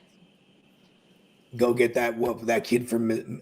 Because who just retired from the line in the last 3 years? Every year they're losing one of their long stay starters. The Bengals and Hamilton County have struck a short-term deal for $184.5 million on improvements to Paycor Stadium. The team and the league will contribute $120 million. Oh man, they're regretting selling all their TVs. I know, right? Now they got to get new TVs. We need some money, y'all. $4 million to get a big scoreboard, and then all the TVs and the mezzanines and. Man, that was wild. I can't believe was that last year when they That was last year, yeah. That's so funny, man. When they do these extensions, we gotta clear out. They might be able to add like another 1,000 seats somehow. You know what I mean? Like the Dolphins did it at one point, right? I don't know if it was 1,000 seats, but they definitely added like a nice little section extra. Yeah, that stadium was built to be expanded. That was one of those old school where it's hella wide out. Yeah, but the thing is that stadium is the way it's built. They flood that thing it floods there too. From what friends of mine said, it floods a lot. Which one, the Miami one? Yeah, the one. Their problem is their practice when they had their serious rains. Their practice facility was about under 12 feet of rain. Qualcomm Stadium. They just barely got their indoor practice facility last year, I think. Yeah, and it was. That's how hardcore hardcore or broke. It just didn't rain too much in San Diego, but when it did, and if it was heavy, the river got big enough to where the parking lot would be flooded. And then in the inside, they didn't have the proper drainage because it was built in the 60s, so they didn't really think things through the right way. The whole field would get flooded. It was just a mess. That stadium was revolutionary for its time, I guess you want to call it, because it was built to do two sports. It was built to do football and baseball. From the get go. They throw big concerts there too, right? Yeah, they had Rolling Stones and San Diego. How many Super Bowls was at that stadium? There was a shitload of them. Yeah. And now we're I think the Raiders won. In 2003 was that the last San Diego one when the Raiders lost to the Buccaneers? I don't remember, but that fits the timeline because the NFL said to San Diego, this is when the stadium talks really started to get heated. Was you guys ain't gonna host no Super Bowl because your stadium's trash. The last time was 2000. That it was definitely when Tampa Bay whooped on the Raiders. Whooped their ass. Yeah. Whoop that trick. Whoop that trick. Whoop that trick. I just saw that movie for the first time. Shout out to my dog, Terrence Howard, man. They've been coming for my dog lately, man. Yeah, baby, because he's trying to reinvent math. He's a fool. That's why. I love him. That's what I'm saying, man. That guy's a I've been trying to reinvent math my damn self. 1 + 1 is 3. What? Come on now. He's like, I know they've told you 1 + Because 1 is actually 2 ones, right? 1 times 1, so that's 1. There's 2. Is 1, and then If you you add turn it to 1, the side. that's 3. He went on Joe Rogan and he had all these. Hey, listen though, I ain't gonna knock him because like at least his theories. At least the one thing is that like when real people that are like in this field, they'll already pick holes at it immediately. You know what I mean? Yeah, he had some debates already with some other content creators that really made him look like a fool. You can go back and watch it. There's another guy, I can't remember the name of the guy, but he also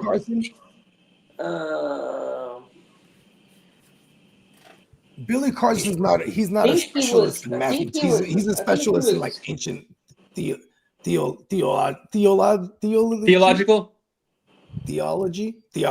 I think he was more along the lines of flat Earth, not so much. Not so much the math, but they're flat Earth trying. Flat Earth people are crazy. I ain't gonna lie. Yeah. Kyrie Irving is one of the flat Earth people. Yeah. I think he came out as he said that he was just capping. Like he I remember B.O.B. came out and said that the Earth is flat, and he was not capping. Yeah, there was. I think that was more of a playing the media because they're like, "Wait, you for real? You never look at like so." So tell me, why on the southern hemisphere do the stars spin the other direction? And then tell me, like, how do you? And then they go. How does that work on your flat Earth? Bro? How does that work on your pizza? How does that work on your pizza planet? How come people on the other side of the Earth, on the other side of in the other hemisphere, get different rotations in the sky than they do in the other? You know that, right? So when you're in the northern hemisphere and you watch the night sky, everything's rotating to the right. But if you're in the southern hemisphere, everything's rotating to the left. It's because you're on a sphere, and the whole planet's spinning this way. And it's like trying. It's go, like go to Australia, flush the toilet, bruh. Yeah. Yeah, it goes the other way. And then, let alone like, what's the purpose of faking all the space exploration that we've accomplished? Like to beat the Russians. Well, that was to get to the moon. It costs a lot of money to get to the moon, so we don't have to do it too often. There's no real mission that. You know what's crazy? You got to worry about space dust. Right? Space dust is a good beer. Oh, they got that? Elysian. Elysian. Is that what they call it? Yeah. Because that motherfucker could be traveling I think they're out of Oregon.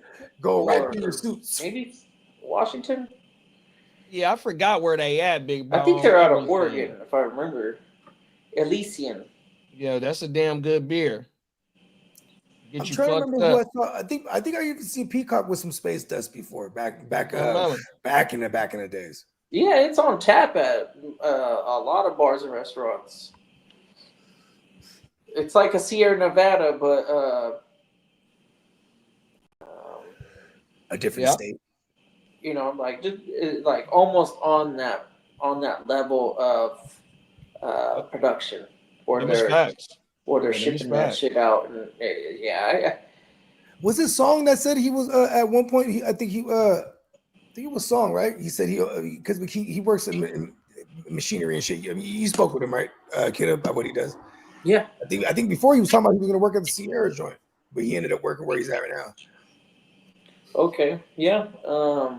Yeah, because they're Sierra's big time. Yeah, I think they started here in California. San Bernardino, I think it was. And Shout now, out to San Bernardino. Come on now. Inland I Empire. had that one time. okay, Elysian is from Seattle. So yeah, Washington State, you nailed it Yeah. right out the gate. Yeah, because that's where a lot of those microbreweries start. You know what I mean? West Coast. Come on now. Washington still consider do we still consider Washington the West Coast, right? Oh yeah. Oh, hell yeah. Denver, Even Washington, Colorado Arizona. damn near is like they Arizona. consider themselves the West Coast. Let's go. The left coast, the best coast. Come Shout out to all my East Coasters. on. They'll beg Nevada's you the different. West Coast. I mean, shit, look at them. They ain't nowhere near the motherfucking ocean. Real talk. That motherfucking ocean's far. Mm. But that's how big Cali is, though. Facts.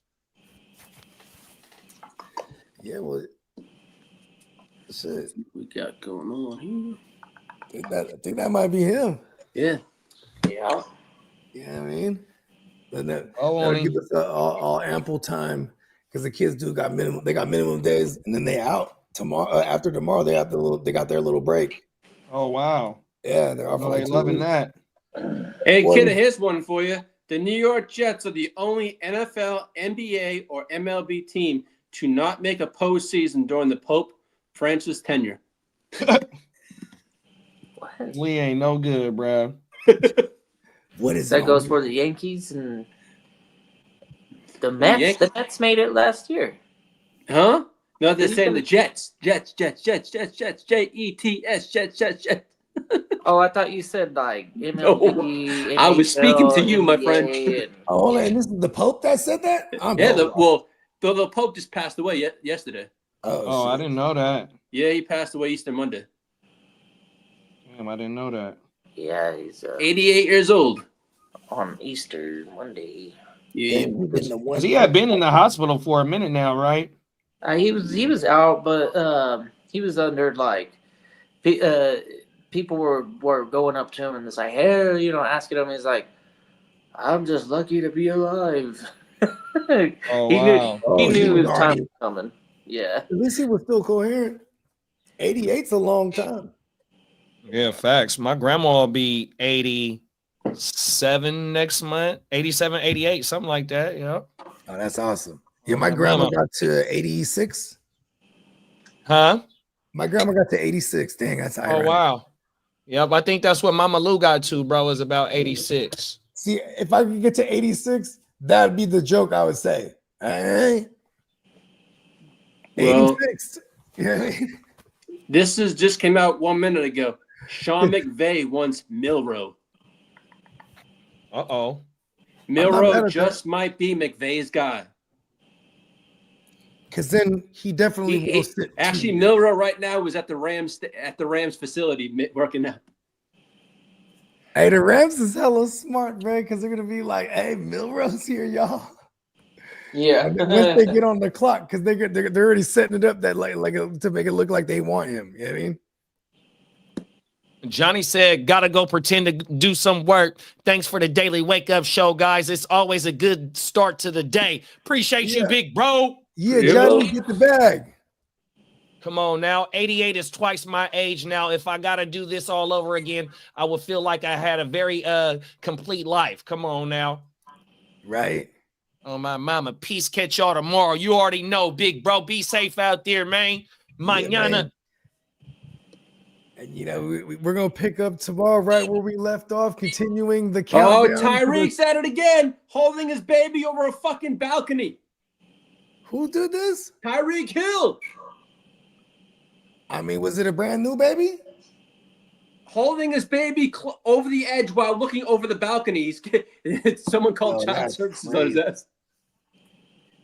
I mean, see, I don't even want to say anything in his defense, but I mean, maybe was it a newborn? Because then it could be like the Mufasa moment. You know what I mean? Like, He had a kid not long ago. When he throws that, You was I a fool. can't The see from this Mufasa moment. and the moon is so. Oh, this is one of his older kids. He was holding one of his older kids. Life. Was Elton John there? That'd be kind of weird, huh? Elton John. I guess it occurred on Monday. What happened? It says Tyreek Hill's been accused of being reckless with his baby's life by holding the baby close to the edge while looking over a balcony. Is it close to the edge or over the edge? It was hanging the kid over the balcony. Yeah, that's pretty crazy. That's because then he might. If I was his lawyer, he has a case here. If it was just looking over the edge, that's still crazy to me. Like I'm not, you know what I mean? But you know what I mean? If they got him holding him over the edge like he was a young Simba, that's kind of crazy. Fuck, Tyreek's a crazy motherfucker.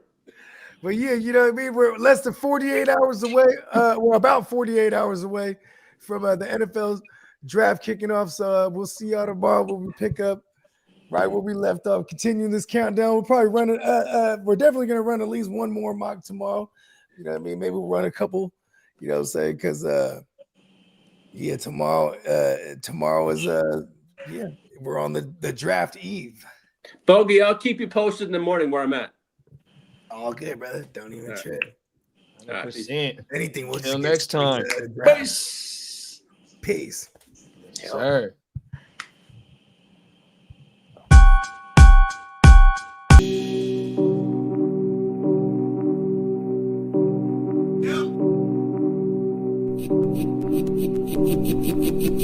Eureka. We make play.